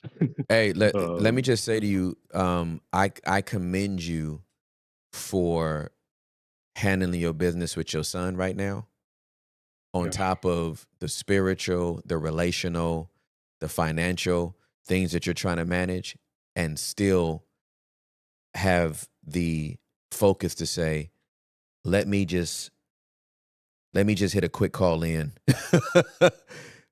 as a pressure release, as a pressure valve. You know what I'm saying? Yeah. And Yeah. Melvis, that's what I want to encourage you with. I want to encourage you to make this type of a moment more frequent, because things are going to work out relationally in the marriage. You're already doing the work. Things are going to work out financially. Things are going to work out spiritually. And that pressure feels immense when we keep it to ourselves as men for long periods of time. Hmm. That's exactly what one of my brothers said last night in our small group meeting. That's crazy. Yeah, bro. Right? So I love when the Holy Spirit gives that kind of confirmation. And when we don't make these frequent check-ins, that's when Delilah's lap gets attractive. Facts. You feel me? Facts. And so the way that I have stayed out of Delilah's lap is I just check in more often. And bro, for me, like, it could be what you just did, jumping on wide open. Sometimes for me, it's a voice note. Like, I know my people are busy. They about to get a voice note from me. Mm. That way, first of all, I still got to articulate it because I'm a verbal processor. So I still got to articulate it. They gonna hear it whenever they hear it, and they can hit me back. But just because I got it out, my body calmed down. Yeah. You know what I'm Oh saying? man, that's so true. I have That's so fussed, true. cussed, and kicked up dust, and still left and felt so much better in my body, and it didn't put $1 extra in my bank account. I just needed to scream in To get it out. frustration. I just needed to get it out, bro. It didn't That's change nothing. I just needed to that's how get it it out. was 2 weeks ago, man. Like when I tell you I kicked up dust with Yeah. my brothers the other day, I was Yeah. just like, just get me out of here, Yeah, and for sure. they were able to hold space for me and say, okay, all right, hey, let it out. Yes. And chill out. Yeah, absolutely. Hey, so there's this the Holy Spirit just reminded me of it. All right, so this is a dope verse in Psalms 90. Let's go Bible. Yes, sir. This is Psalm 91. This is Psalm 91. No. 94. 94. Thank you, Holy Spirit. Not 91, it's 94. 94:17. Here it is. Unless Adonai had been my help, my soul would have soon have dwelt in the abode of silence. That the number one, I won't say number one. One of the biggest killers for men is silence. We never said anything. We never expressed our frustration. We never expressed our weakness. We never expressed our fear, right? Because if we go down, the whole family goes down. Facts. Right? We're the foundation, right? So if we say we're scared, is that going to trigger the wife? If we say, I don't know how we gonna make it, is she gonna now think, oh my God, you know, if I show any instability to the kids, they gotta have a dad that they know that they can come to for safe. Like, that's a lot of pressure on us, man.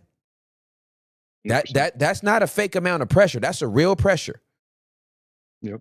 And women wind up feeling that pressure when they raising kids alone. Women start going, okay, well maybe I was too hard on bro. When they got to step over into that territory, and we got to be the provider and the disciplinarian and the stability and the safety and the protection, and so that's a real pressure. But the way that we mitigate the way that pressure feels is that we have to put our feelings into words. Yeah. It is men more than women that are domestically violent. It is men more than women that step out with any infidelity, whether it's physical or emotional. It is men more than women on all of these other ways to escape the feeling that we're having. When if we just put it in words, it literally calms the body down. And David wrote it correctly. Unless Adonai himself had been my help, my soul would have dwelt in silence. Yeah. It takes God to put our words into, put our feelings into words. So you just making this call exemplifies exactly what you need to continue to do. And now you got options, right? It's like I was with my boys 2 weeks ago, and I got it. I'm getting in this wide open call today, and I might need to get in a voice note with somebody from my small group of TC tomorrow. But I'm going to keep my mouth open. I'm not going to play myself and allow myself to wind up within this cocoon of silence for a month, and then you know, my wife's wondering why I've been so distant, and my kids want to know why I'm so short. And then, no, I'm just gonna keep my mouth open. So Tim, I got a question then. How do I build that with her? Because I want that with her. Okay. I want her to be that person that I can talk to and be vulnerable with without feeling judged and less than or whatever the feeling is. Yep. And I guess I don't feel that I am able to do that without that all happening. Okay. But maybe that's just the fear that I have that's potentially irrational. I don't know. No. If it is a fear that you're experiencing as you even think about it, then it's a legitimate fear. It may not be grounded in the truth, but that doesn't mean the fear isn't true, right? Kids get in the bed and they think there's a monster under the bed. It's not true, but their body doesn't know that. Their body is still dysregulated. So here's, I've never said this before in my life, and so if it feels weird to you, then don't do it. Do you eat eggs? I do. Okay, y'all got eggs at the house? We do. Okay, I want you to take an egg out of the refrigerator. I want you to set a time to talk to your wife. I want you to put that egg in her hand, and I want you to tell her, baby, these are my feelings. And And I want to be able to trust you with them and know that they're safe with you without it getting cracked. But this is how fragile I am. I'm as fragile as my emotions are as fragile as this egg. And the way that you're holding this egg is the way that I want to be able to, the way I want you to be able to hold my emotions. I want to share them with you. I don't want to share them with nobody else. I'm just scared of being rejected. That part. I'm That scared. part. I'm scared that if I share this with you, you're gonna ask me 20 questions when I just needed to tell you I'm scared. Like I don't need to. I can't have all the answers all the time. What's that bringing up for you right now? It's exactly that, man. It's that's the rejection of it all, man. Yeah. I I grew up in a home that was broken home. Born and raised in Jamaica. Yep. My mom left when I was about 6 years old, and I stayed with my grandma, my dad's mom, and so I lived with him and her and my grandma for about 6 years until, unfortunately, my grandma at the time, who was basically my mom, passed away. And then that's when I met my mom again. Mm. She came down and saw us and brought me to America, and I was like 98. I was 12 years old, and um, it was a tough time. Molested at 8 and really kind of screwed me up Yep. in so many different ways. But I'm just grateful that like I made it. I can For say that sure. I did. As Hector's tattoo says, that yes, I did not. Yeah.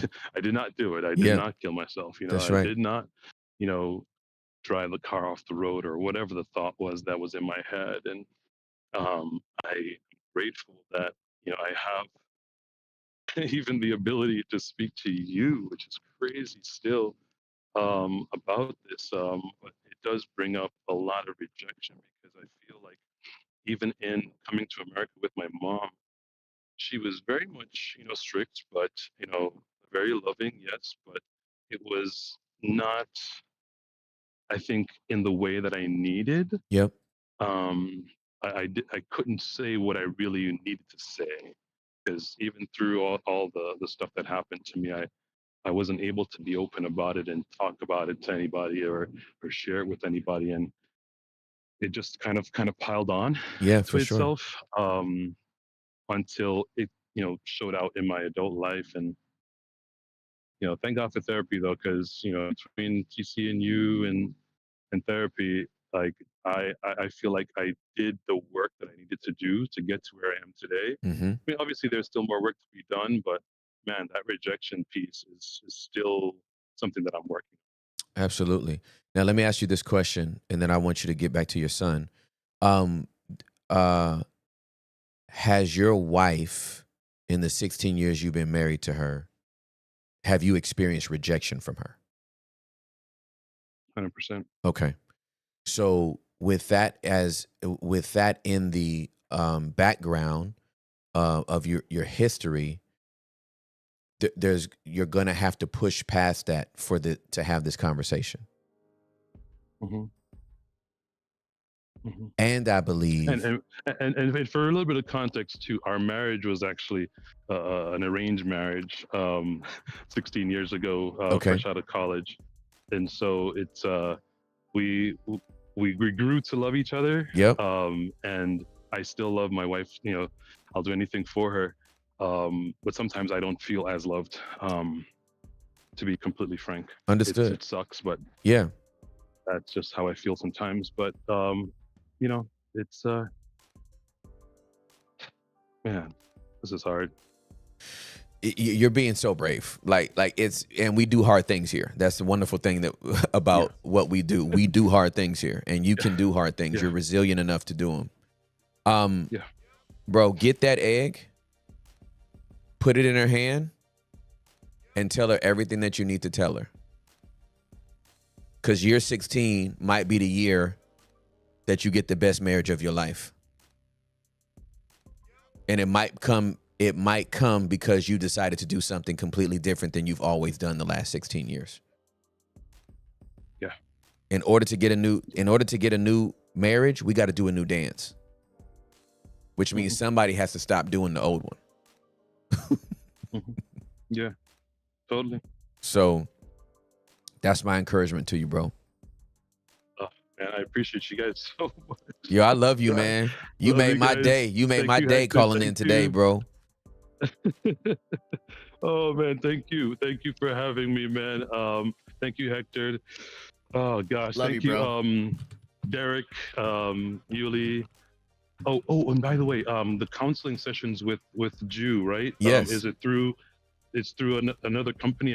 I saw something about it recently. Yeah, so we'll make sure all the links are on this particular episode for both the Balm Counseling Center and also for Mentor You. We'll make sure the links are in the description today.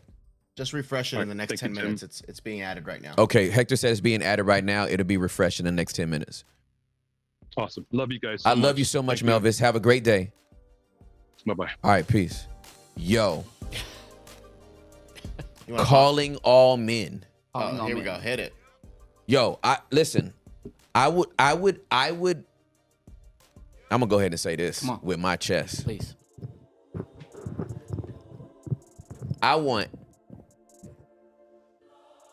I need some men to start being as brave as all the men that have called in have been brave enough.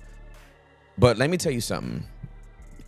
When you get men to start calling in to just, hey man, I'm feeling pressure. I feel the pressure to do this, the pressure to do. It's one of our biggest deals. Yeah. If we could just talk about it, if we could just put that into words, Right.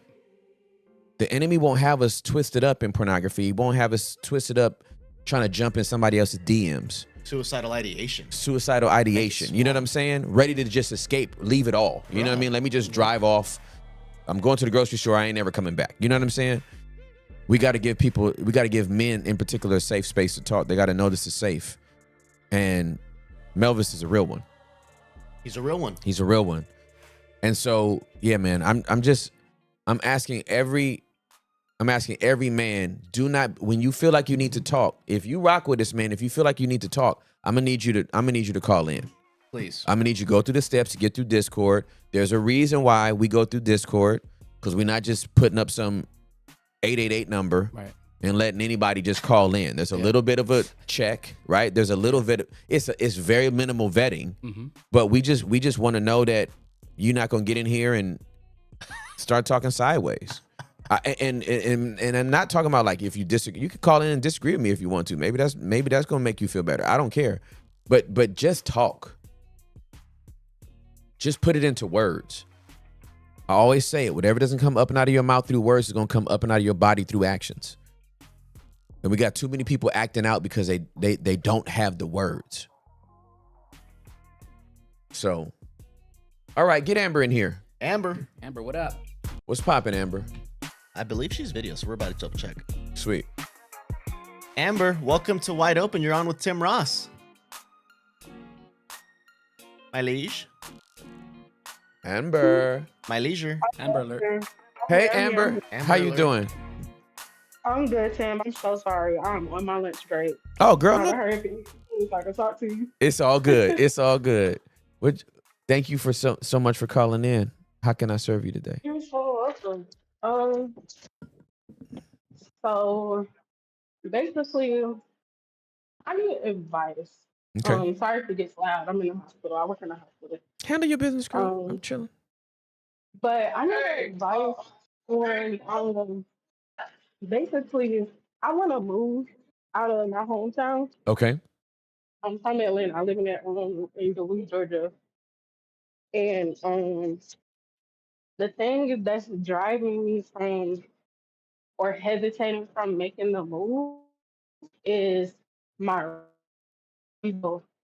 Basically, I've been with this dude for 4 years. Well, we've been together. We met during COVID time. Got together. We had a baby. We already had two other babies. So he's the only person they know as dad. Okay. He's been in our life forever. We've been on and off. we've had our, our ups and downs.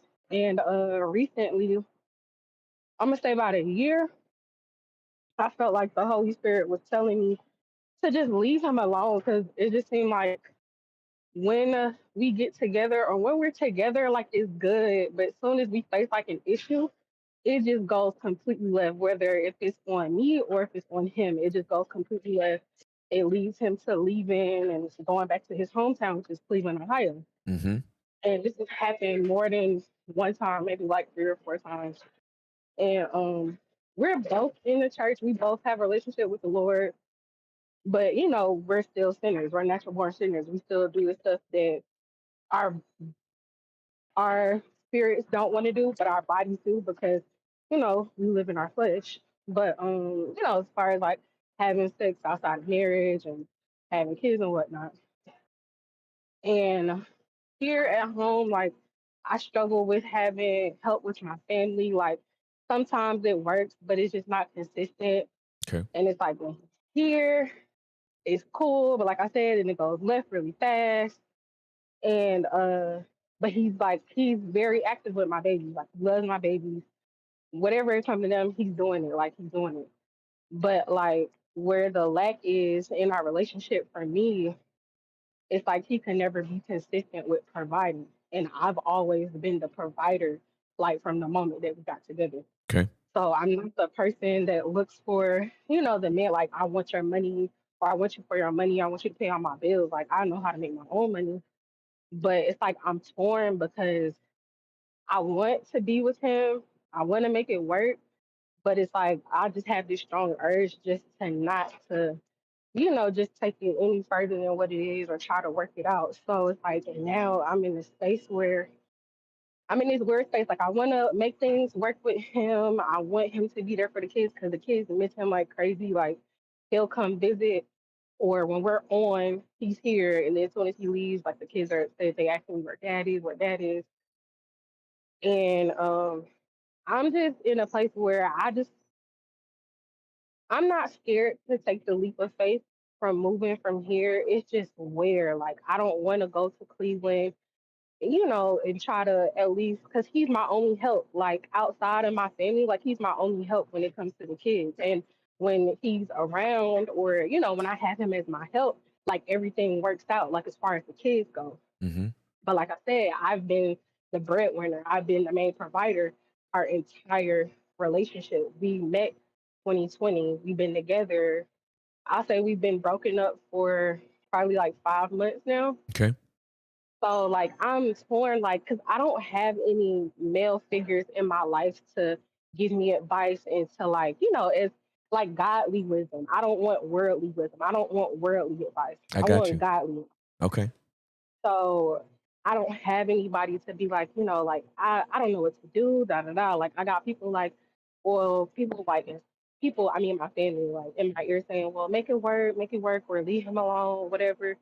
It's I'm tired of that back and forth. For sure. I'm ready for consistency. I'm 30. I just turned 30 in September. So Okay. it's like the back and forth is not gonna suffice. And then my oldest, she's 9, she sees and understands everything that's going on. Like it's been physical between me and her dad. So I don't wanna I don't I don't know what to do. I don't know if I want to go to Cleveland, and because I'm not going to Cleveland to move in with him. I'm going to Cleveland to have my own space still, but have help with the kids at the same time, and just continue to work and build, on myself Yep. as he is too. He's working and building on himself too. Don't get me wrong. He's not just there just doing whatever, but he has a job. He's consistently had a job for like 2 months now. So it's like when he's here, he has a hard time finding a job in Atlanta. But when he goes to Cleveland, he can get a job in 2 seconds. It's weird. Yep. So I just been getting this strong urge to just up and move and go to Cleveland and just see what happens. But I don't want to do it, and it's me stepping out of the will that the Lord has for me. Like I don't want to step outside of it because I've been outside of it for so long. For sure. For so long, I feel it. I know it. I grew up in church. Mm-hmm.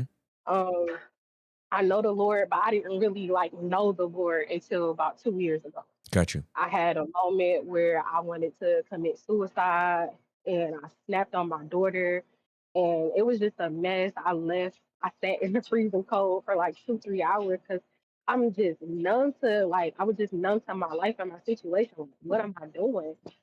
So I sat on the couch, sobbed. I'm like, Lord, like whatever you want me to do, just you got it. Like whatever you want me to do, I got you. And I just, been doing my best to stay in the word and have a prayer life and stay close to him. And at that time I was homeless, and probably like 2 or 3 months after that, after I gave the Lord my yes, I got a place. Mm. So I know we have a relationship. I know it's there. I just don't know if I'm hearing him correctly, or like I have a job interview at the hospital in Cleveland. The line of work that I do, I can travel with it. Got it. So I can really go to any state that I want to and do it, Mm-hmm. but I'm not sure. And the last thing I'm gonna say before, I'll let you give me the advice or whatever. Okay. I went to school for my profession only because he wasn't able to provide.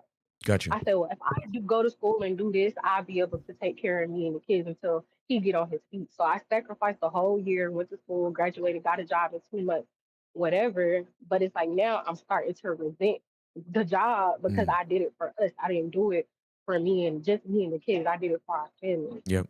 So it's like that's a factor too. So it's like basically I just don't want to up and move, and it's not what the Lord wants for me. Because it's been plenty of times where I'm like, Lord, if this ain't it, then just let me know. And probably like a week later, we'll get into it really bad. Yep. But I've also been working on myself because I know how I respond to certain things. And might yell at him or, whatever. Mm-hmm. I know I have a part in our falling outs too. Understood. But like, dude is not a bad. He's not a bad person. He Yep. did some, shady stuff to me in the beginning of our relationship. After he proposed to me, he did some shady stuff, and I've forgiven him for it. But a part of me doesn't.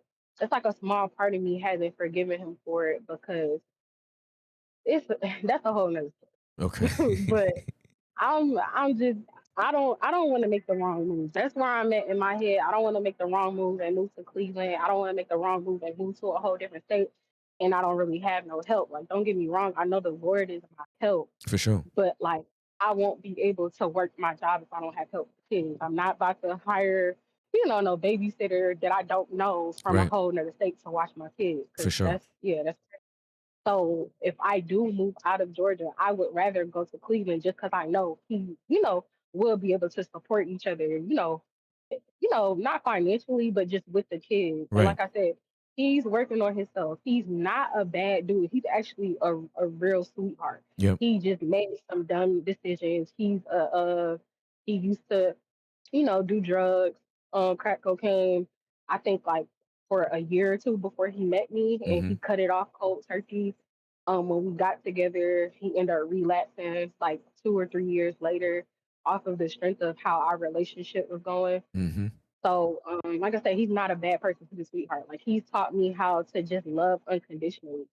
And I think that's what the Lord wants. Well, I know that's what the Lord wants us to do. That's one of the first main commandments. Like, love your neighbor as you love yourself, because, the Lord loved us first. For sure. So it's a lot of the things that he teaches me just based off of his character. Mm-hmm. But I know, people cross paths for a reason. Maybe it's not a relationship. Maybe, it's not a friendship, but it's for a reason. So I'm just looking for that big brother advice. Like, okay, Amber, like, don't move to Cleveland, or, take the leap of faith. If it works, it works. If it doesn't, then, just allow the Lord to lead you. And that's where I am. Like, it's to the point where I need to make a decision, like, in the next couple of months, because I plan on allowing the kids to go live with him for the summer. Okay.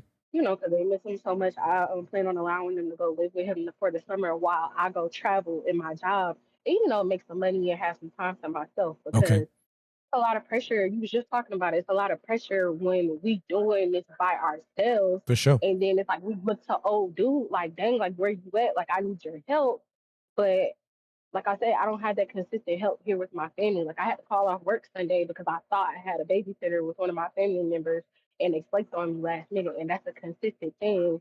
But thank God my manager is so understanding. Like I can work around my schedule however I want to. Yep. But I don't like moving like that in my job because I might need her reference one day, and she said, "Well, she's not consistent with her schedule," or you Understood. know what I'm saying? Yeah, for I sure. don't like that. For sure. So, like I said, I'm just looking for the big brother advice, and you would be like the perfect person because I've been tuning into the basement since I think it was before. Because didn't you go to X 242? I Megan did. Ashley's Yeah, yeah, conference. yeah. I did. I, I went to her conference as well, and I've been tuning into you like a little bit before that, Yep. and I've been tuning in ever since. And I was like, I need some advice from you, dude, because you're. I just like how you think, and I like how you're so compassionate and you're so real. And I've been tuning in to Upset the World on Wide Open. I've been tuning in every day at work, Thank you. risking having my headphones in and possibly getting in trouble Right. just to tune in. But I be needing that sometimes because sometimes I think you were talking to the girl Bree yesterday, and I kind of took some advice from when you were talking to her yesterday. But I still had to catch you up on my actual For sure. situation and just give advice on what to do. Absolutely. No, I appreciate you so much, Amber. Like, thank you for trusting me. You're welcome. I don't take that for granted. All right. Yeah. You want big bro, you about to get big bro, I okay? want big bro, raw, uncut. I Yep. don't want you to sugarcoat nothing because I'm not the sugarcoating type. I'll give it to you real, so I want you to give it to me. All right. So I'm about to give it to you in a song first. You ain't Okay. going nowhere. You ain't going nowhere. You staying in Atlanta. You ain't going nowhere. You ain't going nowhere. You staying in Atlanta. Okay. Oh, that's Yeah. funny. So you ain't going nowhere. You my little sister. Nah, homie, you can't go to Cleveland. Here's why. Okay. You in a good situation where you are. It's not ideal, but it's good. Yeah. Give bro a name that's not his name. Um. mm, Just say two. That's Two. his nickname. Okay, Two is two. fine. All right, so here's the thing. If two wants you, bro need to get on his feet and then come get you. That's what he's doing. That's Well, what he's doing. But I'm just tired of being in Atlanta. yeah, But it's like a okay. part of me is like, okay, well, just wait on him to come back, and then if he comes with everything that we need to have a home and start a life together, then okay, cool. But it's like I feel like I'm under this like weird amount of pressure, and I don't know what it is. I don't know Well, what it is. you being tired of Atlanta, I mean, I'm not dismissing that. Like you could be tired of Atlanta, but I don't want you moving to Cleveland out of convenience.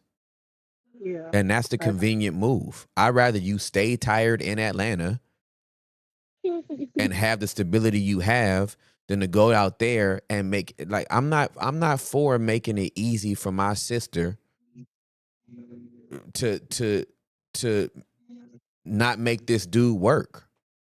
Yeah. You know what I'm saying? Like you going over there makes it easy for him. He drops his work ethic by 50%. He like, oh, she already here now. There's Yeah. no incentive. There's no motive for him. All right. Like Right. if he want to be with you, he got to come correct. Like you ain't having no more babies with this dude. I'm not. You know what I'm saying? We not about to play house no more. We not about to play mommy daddy roles. Like he need to come put a ring on your finger and he needs to make a commitment, a lifelong commitment to you if that's what he wants. Yeah. And that's going to take him getting stable. That's going to have to take him getting consistent. And then when he can come back to you and say, hey, yo, I got everything together like I'm supposed to have it. I want you to come to Cleveland with me. And you recognize, okay, cool. I'm open to that. We're going to have to go through premarital counseling because I'm not just taking it off the strength of your word. Like the optics look good. The exterior looks good, but we need to know that the interior matches. Right? Yeah. I need to make sure you're not a functioning drug addict. You can hold down a job and still snort coke on the weekends. All right? So we're not just taking everything bro says at face value, right? We digging and we investigating all the things. But if he checks all if he checks all the boxes, then okay, we all move into Cleveland. And then you are help you are that help me. You are like, yo, I got a skill set, But now since you holding it down, I can work at my own hours. I can support this family. We can do it all because you're stable. But right now, you're stable. He's not. He's getting stable. Yeah. If he got a job, is he going to keep it for 12 months? Yeah. 2 months, yay, you. You haven't even passed probationary period. Like, it's 90 days probation. Like you can't even get benefits yet. You know what I'm saying? He can't even get all his benefits kicked in yet. So we're happy he got a job. When he celebrate his 1 year anniversary, oh, we gonna clap it up. Cause that means homie's been consistent for a year, but we don't even know if he gonna be consistent for 90 days, 120 days, or 180 days. And I'm not letting my sister go out like that. Cause you calling me on your lunch break. You ain't at the house. You at work right now. Literally. Yeah. You feel me? And you got to trade in a skill set, even though you had to go get it because it was out of necessity.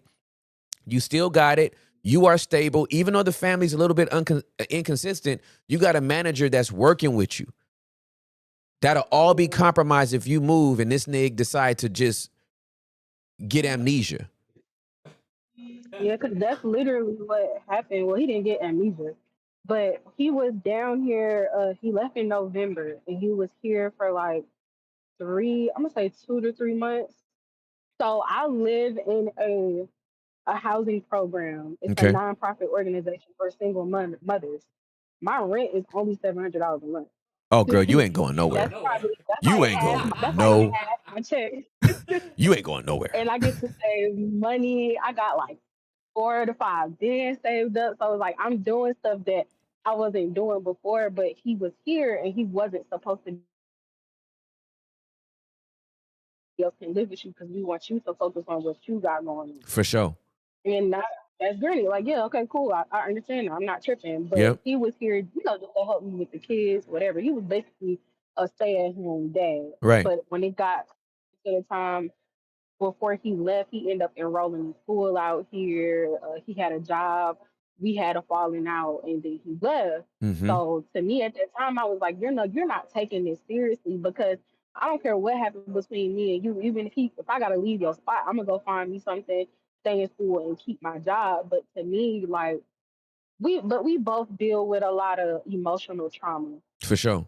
and that's where it comes from. Where me and him, when we get into our fight, it's more so even draining than like physically. Like I ain't gonna lie, I used to put my hands on him years ago, but I haven't done it since 2023. I know that was just last year, but I'm working on it. I'm working on my anger, and I feel like because he tells me every day like I know you're my soulmate, and I feel like he is too.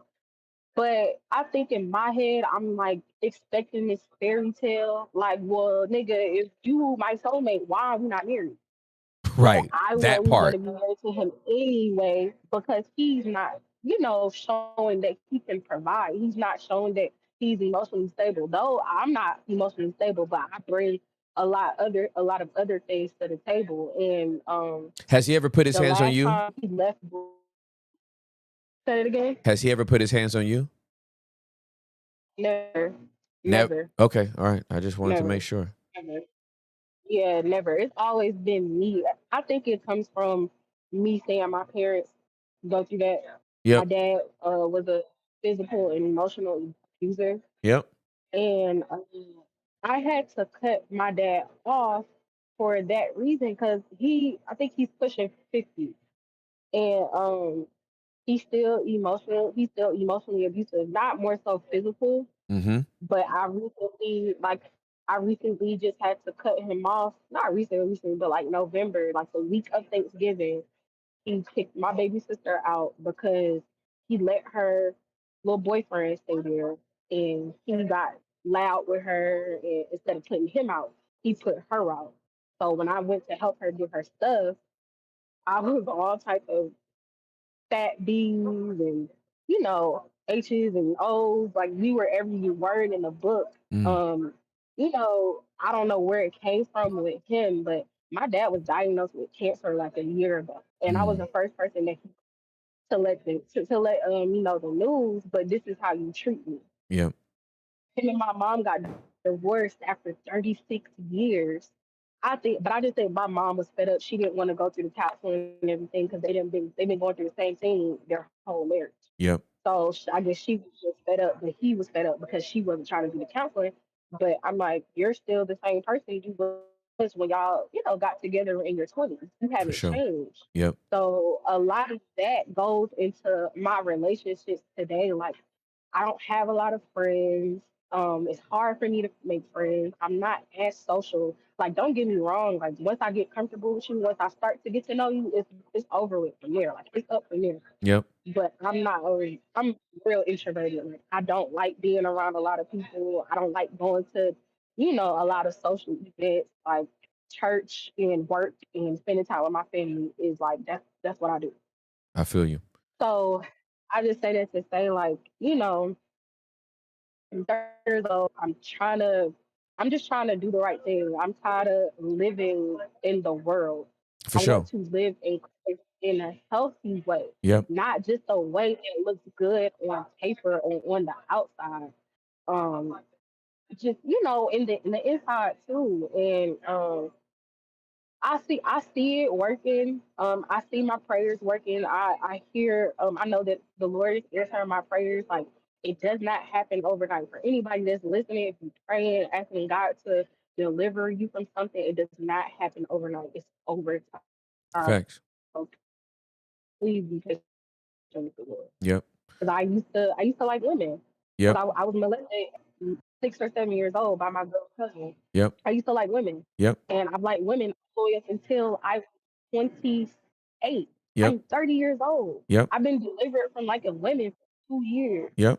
So I know the Lord is working on me. I know For He's sure. working in me. I know it. But I don't want to step outside of that work. I don't want to step outside of His will for me. Well, So and you're doing the right thing. if you telling me that I'm not going to Cleveland, I'm not going to Cleveland. Amen. You not okay. So, and here's the other thing I want you to do.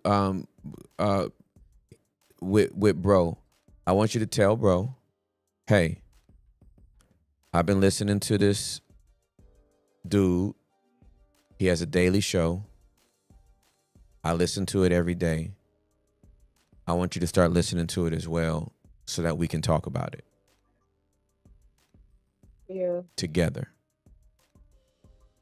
Because Yeah. in order for y'all to work, Amber, he's gonna have to get on the same train track, and he's gonna have to get in the same train as you. Yeah, and that's how I feel. He's not. I don't feel like he's on the train. I feel like he waiting at the stop, but I don't feel like he's hopping on the train. I feel like he's real hesitant. Like, And if I told bro, him, I was like, I wish we could read the Bible together and pray together. And he's like, well, why you just didn't tell me? I said, I shouldn't have to.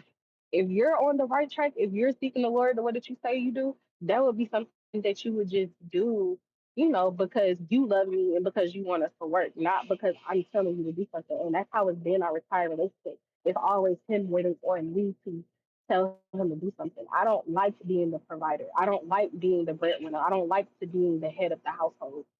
I want my man, you, to be the head of the household because I'm not gonna lie, this is the person that I want to be with. for sure, This is the person that I see myself with. Outside of our relationship, we're great friends. We still talk, every now and then, but I kind of had to let him know, like, we got to chill on this talking every day because I know when we're talking every day, we're not spending enough time with the Lord. You know what I'm saying? for Or sure, we're not spending enough time working on the things that we need to work on so we can be good. for sure. I don't want us to, cause that's how it happened last time. We're on the phone all day, even though we just got into it like 3 weeks ago to a month ago. But we're here talking on the phone, speaking high, like nothing happened. But this time, it was so different. This time, I think this time was different. I think this time was a wake up call for me and him because this time we actually sat on the phone and talked about how the situation made us feel.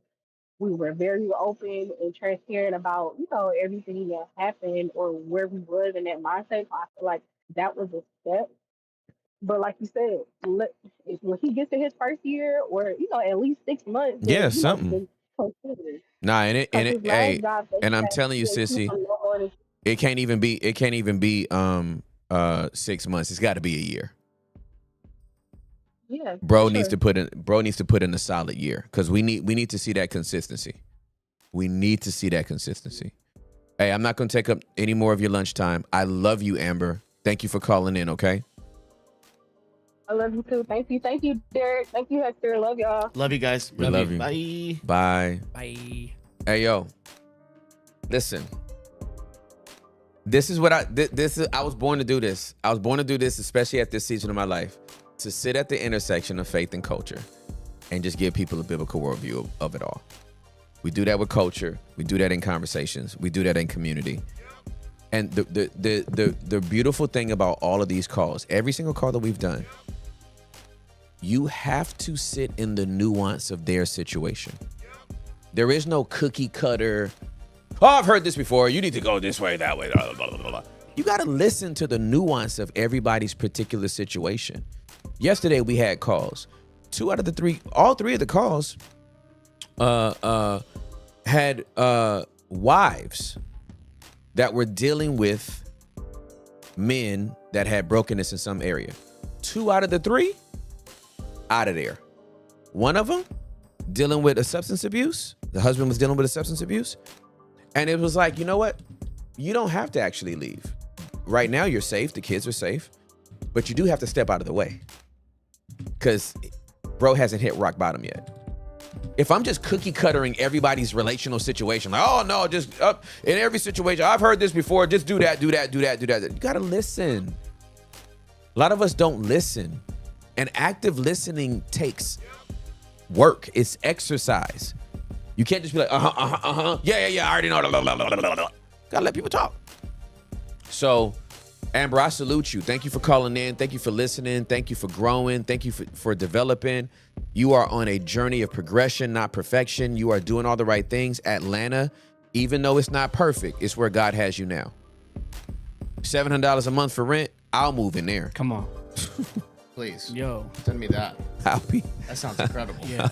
$700. Oh my goodness. Like I'm telling you, man. I'm telling you. Look. All right, who we got next? Missy. Missy's pulling up. Let's go. MISSY. Missy, welcome to Wide Open. You're on with Tim Ross. Hello. Hi, Missy. How are you? I'm fantastic. How are you? I'm good. Let me make sure that I punched out. Okay, great. I'm at work, so. Okay, no worries. I'm catching everybody at work today. So I just wanted to say, first of all, thank you and the whole team for all that y'all do. Providing this space has been a blessing. I just wanted to say thank you to each one of you. It's our Um, pleasure. Our pleasure to serve you.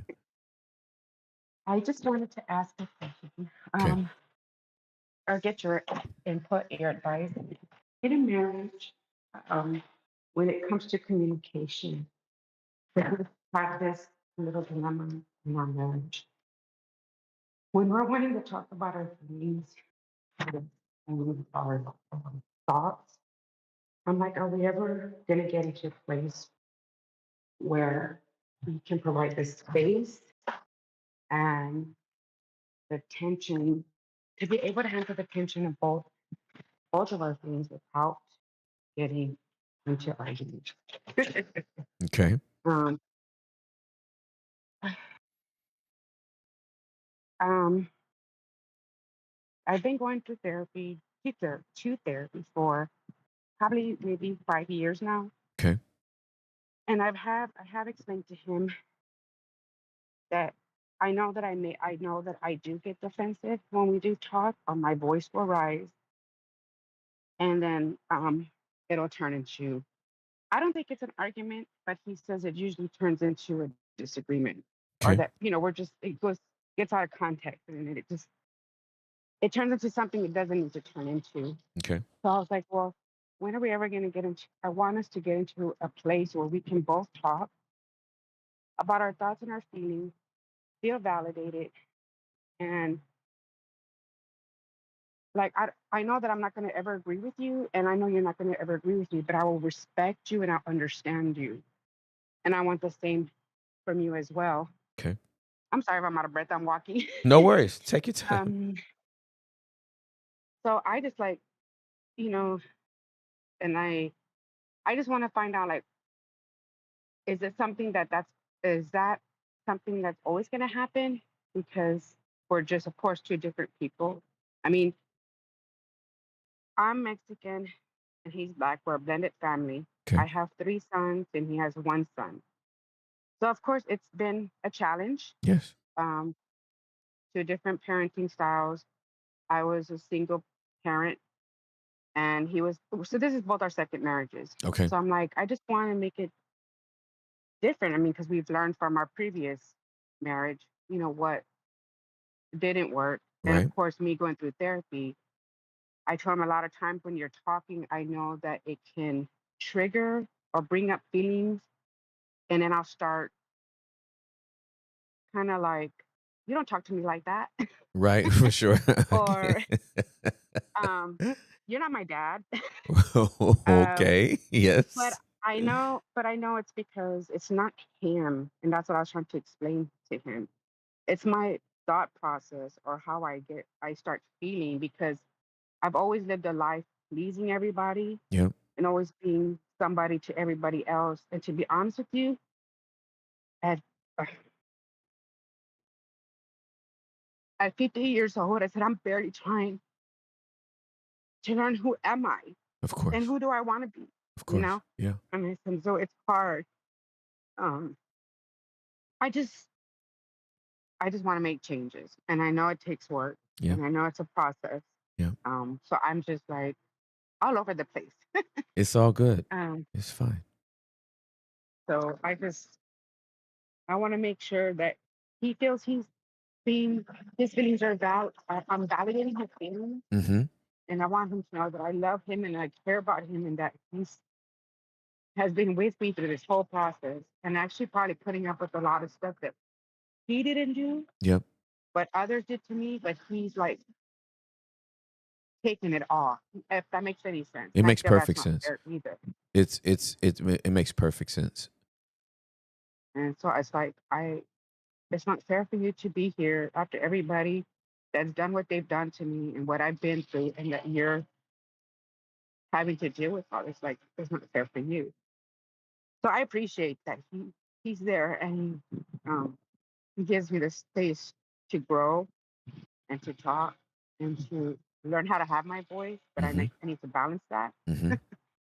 Um, so I'm sorry, I'm just going all over the place, but I just wanted to know what or how or what steps can I take to make that happen. For sure. No, Missy, I love you so much. I'm so proud of you for calling in and for sharing this and for allowing us to see you and to hear you. May I ask how long was your first marriage? My first marriage was 6 years. 6 No, I'm years. sorry, we were together 6 years, married 4, Okay. and it was abusive relationship. Okay. So 10 years. And then how long have you been in this marriage? I've been with my husband. We got together in 15, got married in 2017. So Uh, 8 years.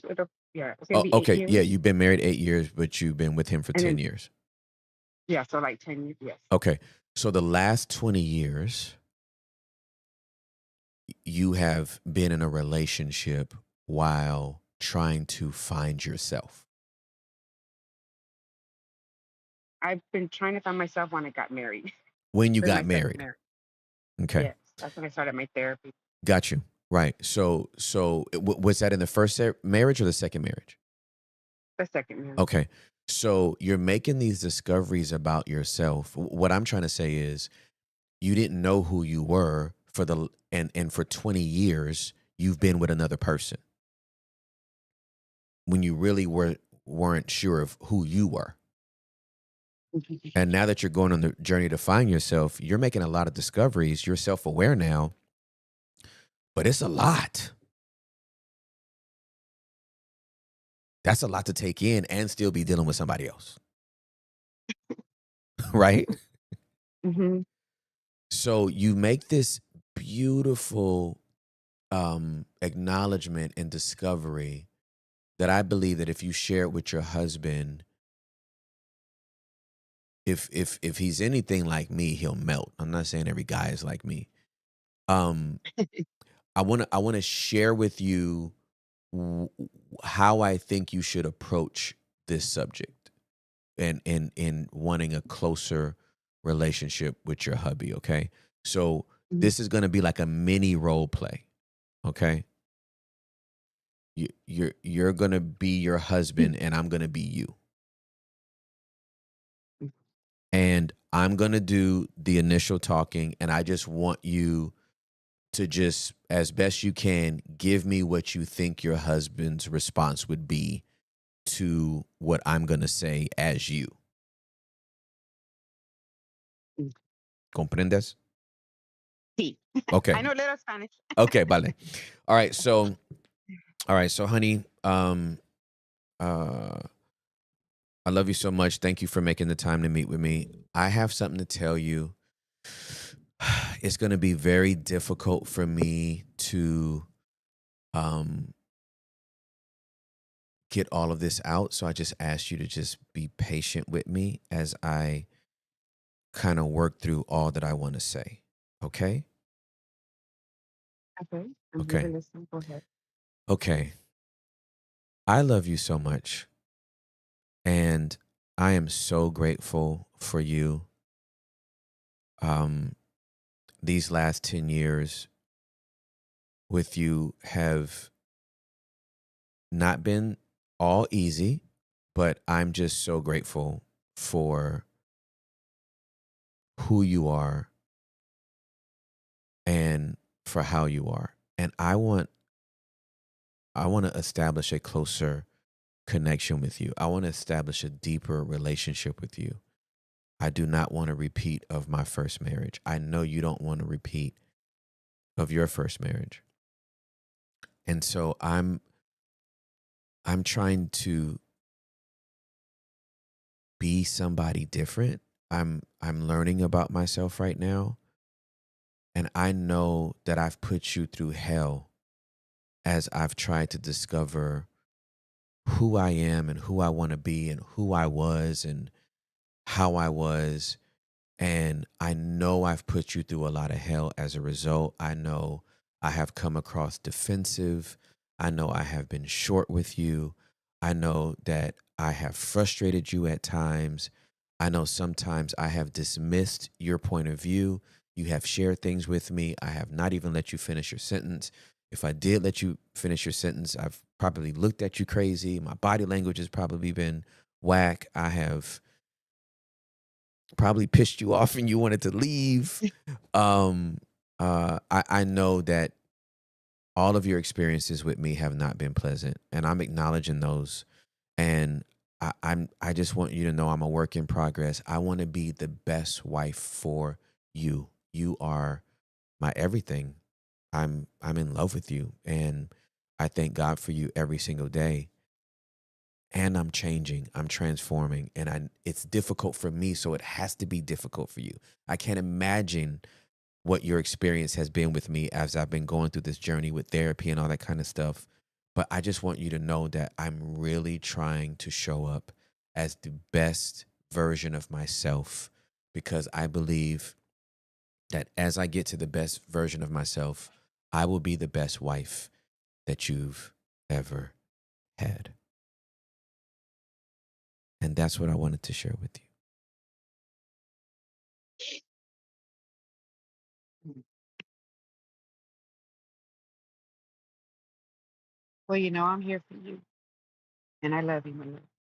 I can honestly see him being emotional. That's why I say he's such a great supporter, and I know he gets angry, and I just love everything you said because that was all me.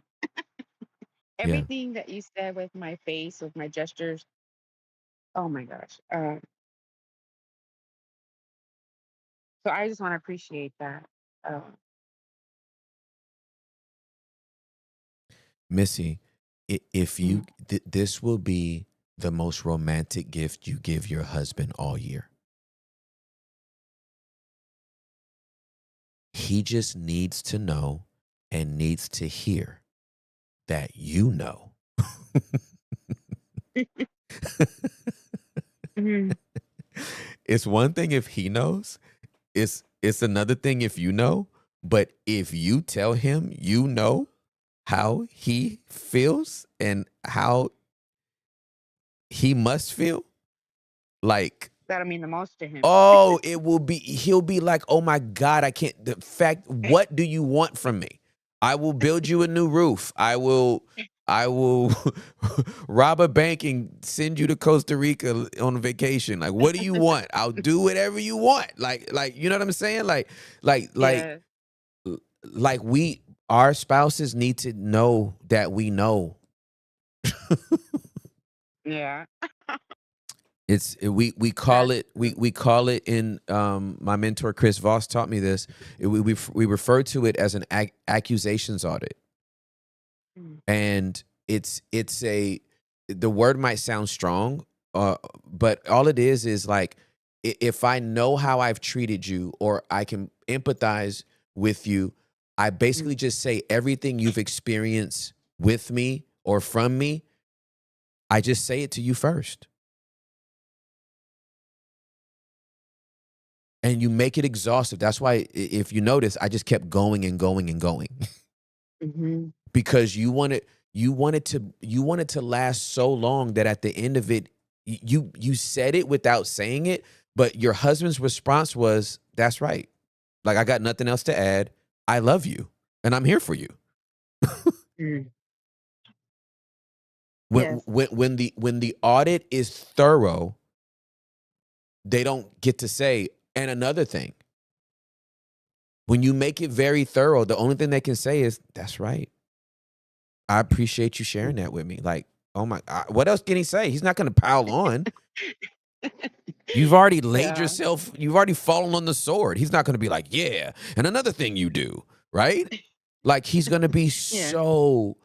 Yeah. so grateful that, and he's going to match you. Like, he's going to match that energy. He's not going to let you be out there by yourself.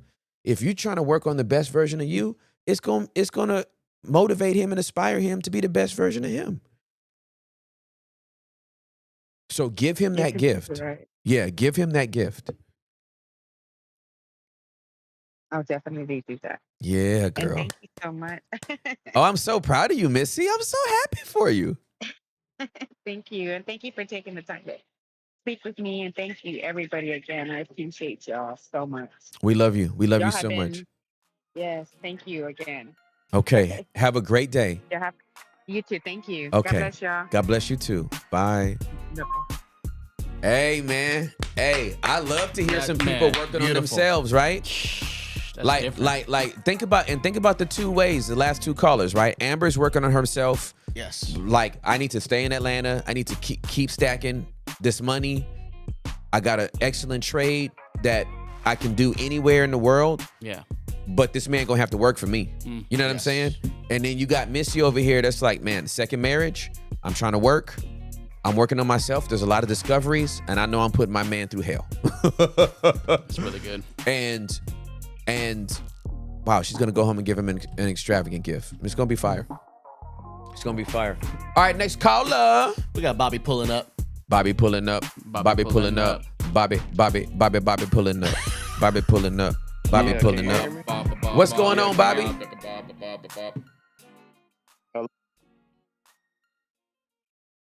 Hey, what's up, Tim? How you doing? I'm chilling, Bobby. How you doing, man?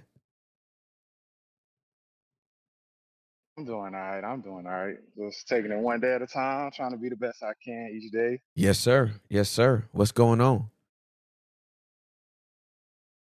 So I've been listening since the first call, and I'm probably gonna be right in line with every other caller. Um, just really looking for a place to be vulnerable, be Okay. open, and then at the same time, just some guidance because I'm in a growth journey right now. It is a little heavy, but at the same time, I'm learning. I'm learning how to process, how to step away from old things, but at the same time, it's still a struggle. And so yeah, that's where I'm at with it. Okay. S- So, I guess a little bit of context. Yes. So I have three children. Okay. By women, and that sounds easy. Um, You broke up real quick. You honestly, said you said you had three children, then it broke up. Say it again. okay. So I have three children Okay. by three different women, Okay. and so I know it sounds crazy. It took a while for me to just accept my accountability on that because honestly, just me. I know you always talk about how the men need to step up and stop being dogs or stop being. And I don't feel like I'm a dog, but I do feel like I need to step up and be a better man. Yes, sir. In the form of just growing, the form of just stepping up to be that light for my children, Yes, sir. step up just to be leader for other men, Yep. and that's where I'm at on the journey. Mm-hmm. And so my first two kids, mom, I I didn't handle the situations with them the best. Okay. Um, uh, just emotionally abusive to the first. Just not being there, being young. We both were young. Then my daughter's mom, just the same. Just she stuck by my side through a lot, and I just kind of just kept playing and playing and playing with her heart. Okay. And after after leaving the situation and moving on, I moved on to like she was pregnant and in the picture, and but I guess you could just say we didn't have that title, but we were doing everything else, Understood. and that's kind of on me where I'm talking about like just being messy, kind of playing around, Mm-hmm. and so I started dating my current girlfriend. She got pregnant, had a child, and just I gave everything to that because I wanted to be different. I wanted to be completely just away from where I used to be Mm-hmm. and change and just give my all to that situation. Yep. And so I dove straight in. I I think she had mentioned one time how I kind of love bombed her, but I just really dove straight in because I've always wanted to be a husband. I've always wanted a big family, and that's just what I've always wanted. But I dove straight in because I felt an attraction with her, and I just dove straight in. It's been kind of up and down. Uh, I can't say that I've been the best. I've made a big strides in just being different and growth. Um, I used to, as a kid, I got into porn at a young age. It kind of was a struggle. And as a Yep. kid growing up, I would play video games, but as soon as I get bored, that would be my go-to. Mm-hmm. Um, and then as an adult, just running from situations, not wanting to deal with stuff, it was my go-to as well. And then just as time, I've gotten better with it, but sometimes I still find myself in that boredom where it's a my body is wanting that go-to, but I'm doing my best to stay away from it. It's just sometimes I probably don't take advantage of my community and just being vulnerable and open up because I'm worried about the judgment or what they'll think or nah, they probably don't go through this. And that's already the wrong thing to think mentally. But that's where my head goes and I struggle with that. And me and her, my current girlfriend, we just had a lot happen. We dealt with abortion, we dealt with back and forth, and she has said that she is wanting to go and go our separate ways. How we both are trying to grow, and maybe we need to do that separate. And I respect that. Even though I don't want that, I do want to be together, and I don't want to go separate ways. And something that you said is that you can't pray to God make somebody love you or pray God make this person be in a relationship with you. Mm-hmm. And just saying that I have to accept her and wanting to go that separate way. And then also I remember one of the first few episodes when Sam talked about that with his ex-wife, and Hector was talking about it yesterday and just giving that woman her voice. And I want to give her voice, and not feel like I'm controlling her or trying to make her stay. Because I know areas where I did drop the ball, even though I am growing, Mm-hmm. and that's just where I'm at. Like it's just mentally a lot because just trying to financially be there for my kids, Mm-hmm. financially be there for this, but at the same time we live together, and Yep. then same time we are going our separate ways, and then it's like my dad always gets on to me because we aren't married, Mm-hmm. but we live together. It's not right by God.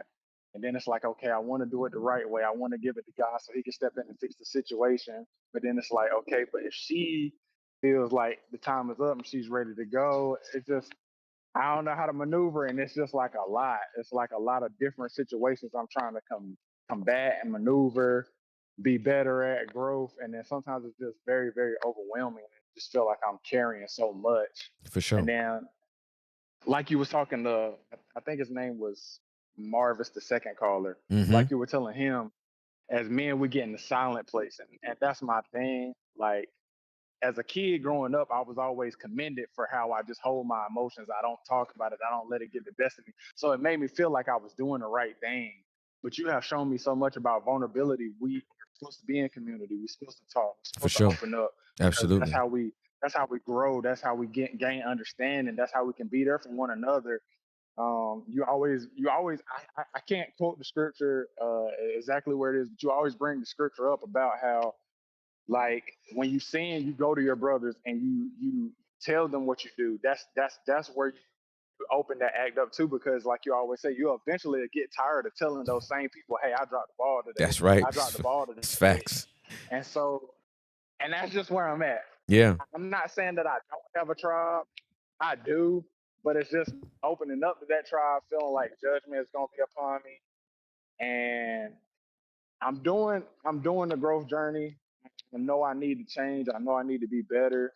Just one for my kids, one for future family. Two, if this situation is gonna get better to where we can be together and do the right thing through God, like I want to honor Him. And yeah, that's just where I'm at right now. That's where I'm Bro. at right now. Hey man, I love you so much, man. Thank you so much for calling in. And thank you for sharing everything you just shared, man. Like I really respect you. I really respect you. For real. I appreciate you saying that. I appreciate you saying I do, bro, because it's for you you have got on this call, you have taken responsibility for your actions. You have owned what you have done. You are dealing with the consequences and trying to navigate it. And in this third relationship, this is where you decided to flip that switch. This is where you decided, you know what? I need to start making changes. And you started out going about it the way that you just the best you knew how. And but now you got a tribe around you that you're starting to become vulnerable with, and they're starting to speak into the situation as well. And listen, man, sometimes we wake up and we're like, oh, I figured it out now. I need to do this, this, and this. Sometimes we have that kind of wake up call, and sometimes the relationships we're in are like, cool, you woke up, let's keep riding.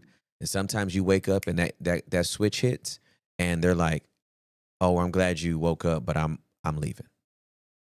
right, And we don't get to control that. right, That's not in our control. That's out of our control. And so then it becomes about why did I make this decision? Did I make this decision yeah, for this relationship, or did I make it for myself? right, Right? And obviously, if the incentive was I'm doing these changes because I want her to stay, well then if she leaves, then you ain't got to do it no more.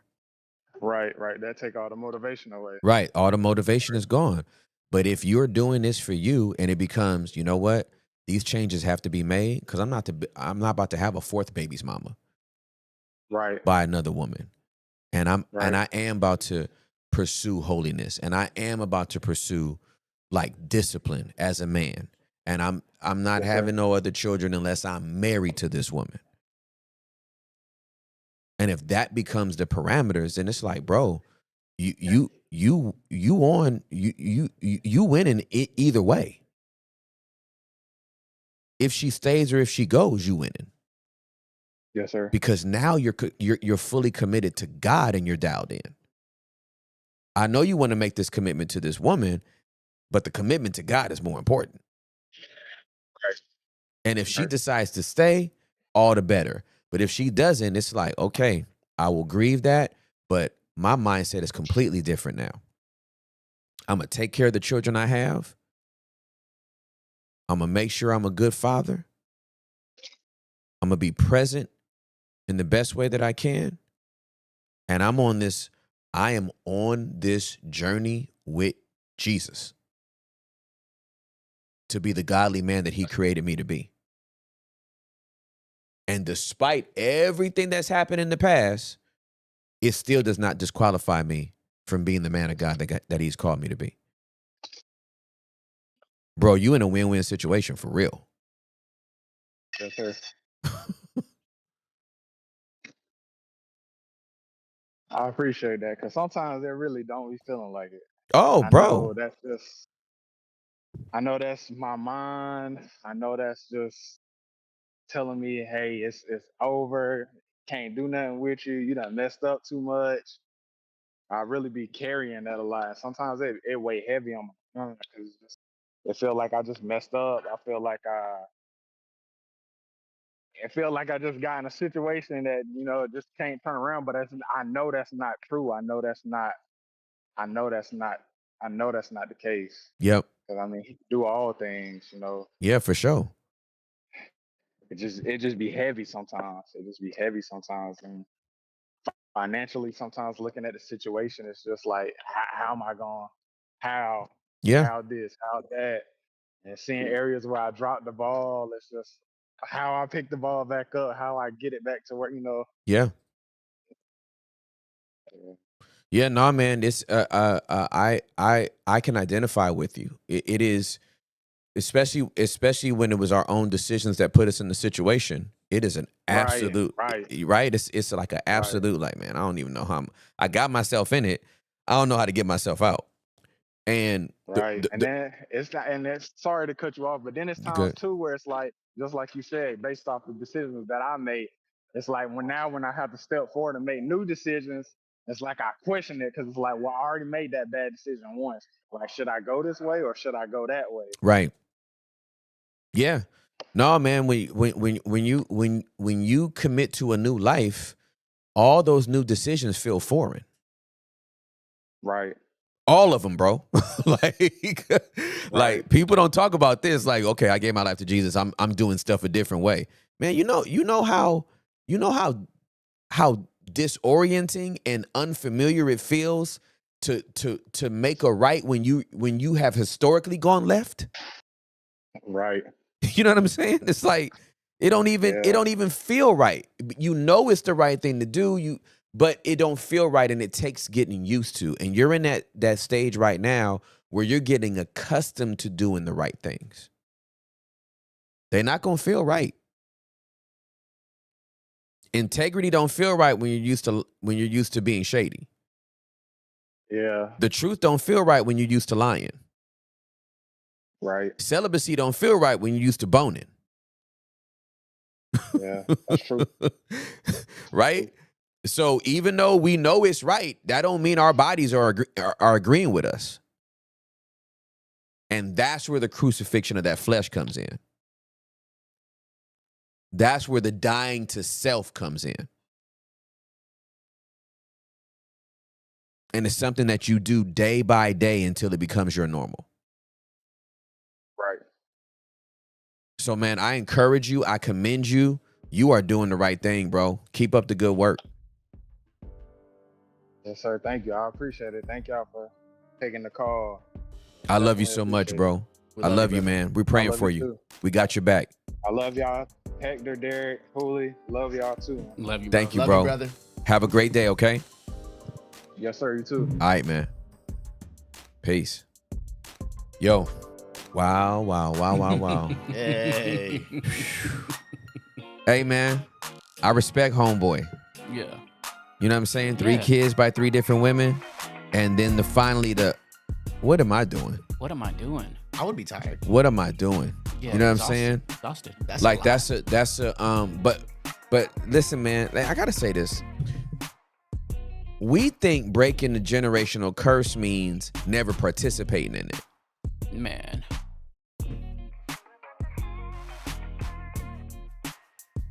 What if you was participating in it, then you the one stopped? Yeah. It almost seems like it would make sense for that because you understand what it is and the implications and also the consequences of the actions, and you'd be like, yo, this stops with me. I'm gonna stop this.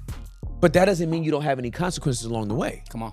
You see what I'm saying? Everybody thinks breaking a generational curse means I haven't participated in any of the behavior, nor do I have any of the consequences. But you could quit. You could break a generational curse after participating in it for 20 years. Really? Somebody got to stop it somewhere. Somebody. It ain't always the next generation that never participated. Sometimes it's a person that did coke and stopped. Amen. Man. Right? Was sleeping around with women, making a bunch of babies, and then was like, "Nah, I'm putting an end to that." Here I am, minus the babies. Yeah, you know what I'm saying? Yeah. So, like, yeah, man, like it's got to stop with somebody. Might as well be you. Got to stop with somebody. Might as well be me. Yeah. Like, I knew for a fact a couple of things. I was not getting remarried. Yep. And which meant in my mind, because in my family, the most of the preachers in my family averaged 2 wives. Yo. Yeah, they did. The first wife is who they made all the mistakes with. Mm-hmm.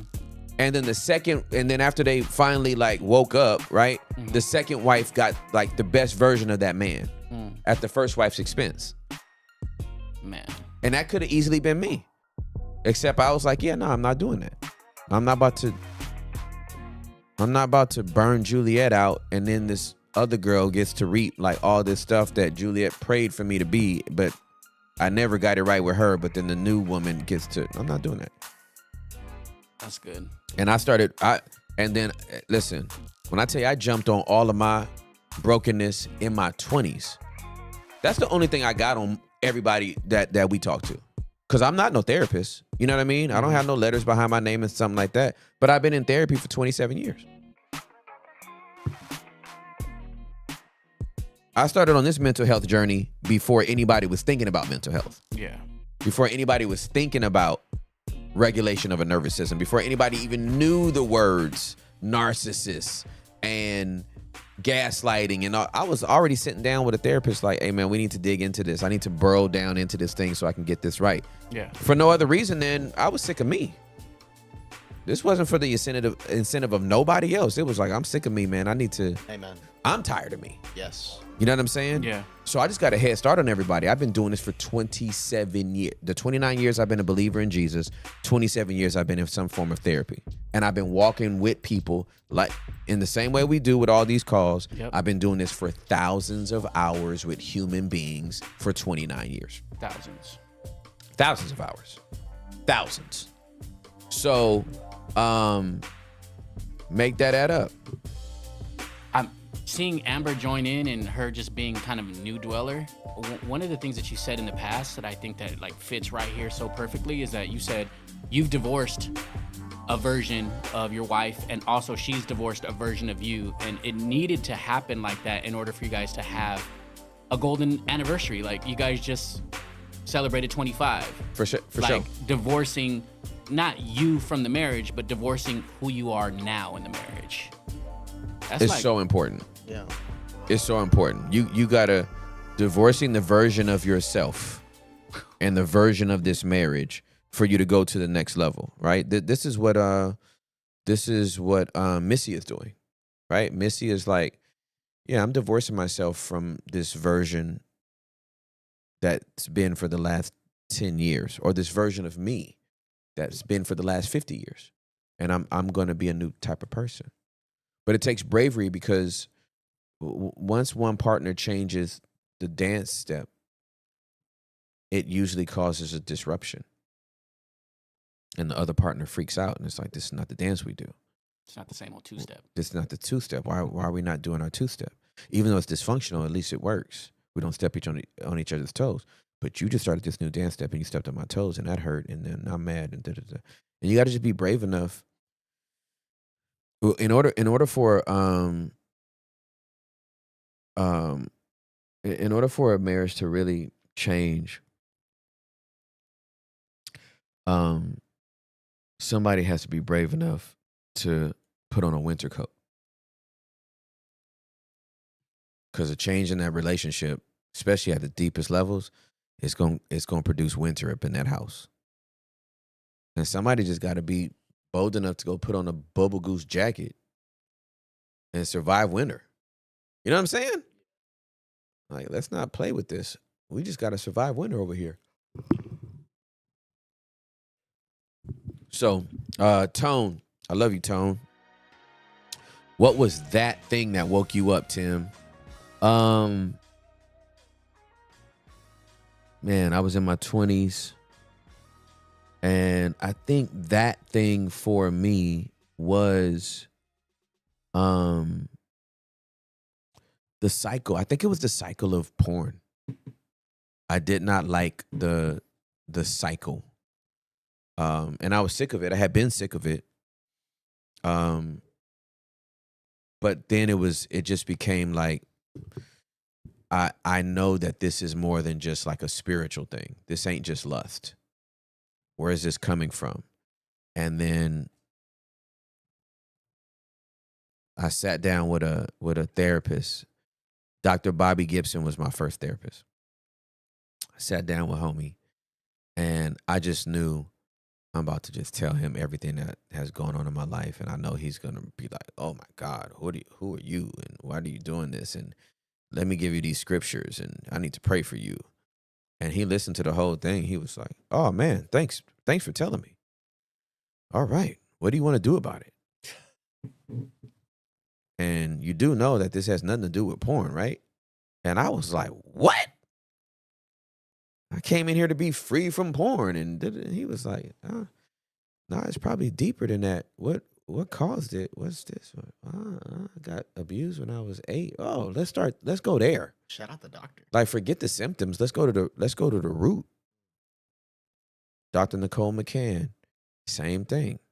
Let's keep digging around these roots. Nancy Houston, let's dig around these roots. Brian and Stephanie Simmons, let's dig around these roots. That's what it is. That's what it really is. So, like, yeah, that it ain't got. Anytime I hear somebody that calls in, hey, alcohol, porn, whatever it is, it's like, okay, what you medicating? What you numbing? What you distracting yourself from? Because this ain't got nothing to do with none of that. Like, this ain't got nothing to do with porn. It ain't got nothing to do with coke. It ain't got nothing to do with... Obviously, that addiction and that cycle can be its own booger bear. But you only got into it because you either numbing yourself or distracting yourself from something. I pay attention to all the people that be calling in, or I see them in the chat, and they real churchy. And I'm like, church is their drug. Wow. You have no idea how many people I know. Church is their actual drug. That's how they medicate and numb themselves from the trauma. They just stay in church all day. They never get healed. They just stay at the prayer service. They on the prayer team. They on the volunteer team. They worship. They on the altar. They praying for everybody else still broken. Because churches, they Sunday through Friday, they're there. Sunday through Friday, man. Wow. Church is their drug, bro. I'm like, you ain't fooling nobody. You ain't fooling me. You know what I'm saying? You might as well. I mean, ain't no difference between you and a coke addict. Ain't no difference between you and a porn addict. Ain't no difference between you and an alcoholic. Your drug just happens to do. Your drug just happens to be church. And I've seen it for years, and it's a thing. But that's why we sit here. You know what I'm saying? That's why we just sit up over here. Shout out to 1,000 in the chat. Still. Love you guys on a Tuesday. hanging out on a Tuesday.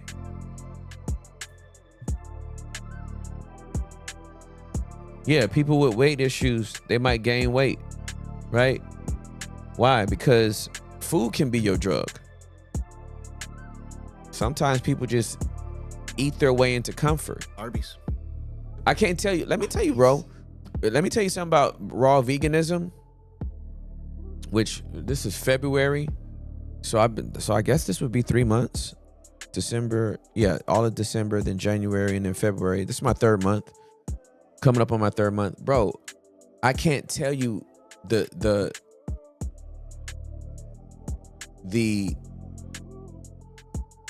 ways my body has tried to go back to the unhealthy way of eating. Like, the flesh is that I'm aware of my flesh to the point that I'm like, oh, I see you. You trying to cheat your way back into some crap. Bubba Taco. In and out. In and out. No, The movie. What were your splurges? In and out the movie. In and out the movie. What was your What was your like, splurges? Velvet Taco was one, eggs? if I remember correctly. But you haven't. No. You don't understand. I have an inner fat kid named Buddy, All right, Oh, let's what talk up, about and he'll kill me. We have another. No, he's a real. It's a That's person. that's It's not real. it's not a character. This is real. Inner fat dude named Buddy, and Buddy is the worst eater of all time. What was Like- Buddy's meal? But Buddy, I could go through a pint of ice cream. Amen. I would take like a butter pecan ice cream, but I would take chocolate covered pretzels. I would crush up the chocolate covered pretzels, Oh my god. lay them as the bed of the bowl, That sounds really good, dude. and then put 3 scoops of ice cream Hey, over bro, it. Please. Just 3? Oh, dude, you didn't see how big these things were. Oh, We okay, got to gotcha. do this at lunch with Jew. We got to eat this live. We shouldn't. We shouldn't, buddy. And bro, that thing would have made me a diabetic for sure. If I'd have kept up that energy, Yeah. the burgers, the fries, you know what I mean, the double starches, the triple starches, all that crap. Mhm. That stuff would kill you, bro. Amen. Yeah. Running Foxy, Tim, I had to try the tomato and avocado, how you were eating. It was so good. I have been eating like that all week. I never thought it would fill me up, but it did. It's Running Foxy. Like, that's exactly what it is. So I have to crucify.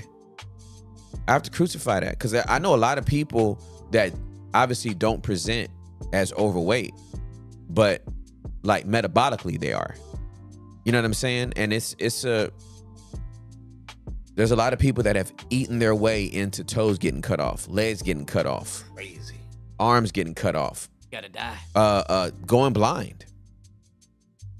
And people lost their vision behind poor eating. So yeah, man, Shout out, buddy. I'm gonna have my smoothie, Amen. my fruit smoothie. I got my Seeds. my seeds. I got my mangoes. I got Hothouse tomatoes. hothouse tomatoes. Avocados. I got my Haas avocados. You got the young yogurt. Yep. Himalayan salt. Yep. Himalayan sea My salt. That Himalayan pink. It's gotta sea be salt. pink or no? I got a big tub of spinach and kale Hey. that I eat with. That's for the smoothie? That's for the smoothie. Okay. Yeah. Air. Such a dork. Food said air. We got Air. Air Low so calorie tasty. air. Low calorie air. glucose free. Yeah, I usually Gluten get free air. I get it in bulk at Costco. I buy it by the pallet. It's better in Denton. It's really light. It's really light. Like, the pallets They are charge really by the light. pound? Yeah. You don't even need a forklift. You don't even need a forklift. It's amazing. And it fits inside my basket. Even though it's a pallet, it fits in my basket. It's pretty crazy. air. Cat Wilson, this gif is disturbing. Please don't share it again. Oh my lord. That Arby's gif is throw up Let's worthy. not do it. Does anybody know anybody personally that eats at Arby's? No. I need did a at poll one real point. quick. No, I'm staying a couple of extra minutes after. I need a poll. Who eats at Arby's? I just need to know. There's no judgment. We're judging. Well, You know here what I I'm am. saying? Here I am. I used to eat at Arby's when I was a junior high school kid because there was an Arby's right next to our junior high That school. doesn't even count. And it was like that was the vibe. That doesn't Children even at junior count. high. Have you eaten Arby's since you've been an adult? I have. Probably about 10 years ago. 10 years ago. You have? Huh? When's the last time? He said, It's like he didn't hear terrible, you. bro. I really tried it. The only thing I liked is the curly fries. Oh, the curly That- fries. Not go. the, not the sandwich. Okay. They have a not the same. Jamocha shake too that was like fire. Jamocha? Yeah. Heck is that? Delicious. It's a Jamocha shake, dude. Okay, 21%. Okay. Hell no is wild. I was Somebody just texted me. He said, "I'll go to Arby's right now." It's disgusting. One of my homies. One of my homies texted me. He said, "I'll go to Arby's." Like, Right as a dare? Like, what is it a threat? You gotta Who no, is he? I think he's hungry. Yo, bro, get the curly fries only, man. get the curly fries. Okay, so it looks like about 28% of people they do eat at Arby's. Oh, it's delicious. You are Okay, insane. Brooklyn Mac on YouTube. I just like the fries. Okay. The mozzarella sticks are fire. Didn't even know they had Oh that. wow. The Jamocha shake. See? I Called don't. it. I don't know, man. That I sounds don't know. demonic. That literally sounds like a demon, dude. They have Jamocha? for all of that meat they That's- be slinging. that's They Moloch's talking. They got friend. chicken tenders. They got the meats. How many things are they doing over here? brother. How did Arby's make it past COVID? I think it's a front for the cartels. It has to be. Mattress Firm. Arby's breakfast? What is happening here? I used to like the Market Fresh sandwich. Can anything be Market Fresh at Arby's? And this segment brought to you by Arby's. Going past the 12 o'clock hour. Bye. Okay, man. Okay, I just wanted to see this real quick. I don't judge the 28% of people that eat at Arby's. We made it. I love you. We listen, we don't judge. We listen and we don't judge. Man, I just don't know how you do that, though. It's terrible. Ladies and gentlemen, 3 hours. How does it go by so fast? I've been Tim Ross. That's been Hector Guerrero. That's been Derek Santiago. That's been an avocado chair that's been chilling by itself because Juliana's not in it. I love you guys. We'll see you tomorrow. You know we love you. Bye.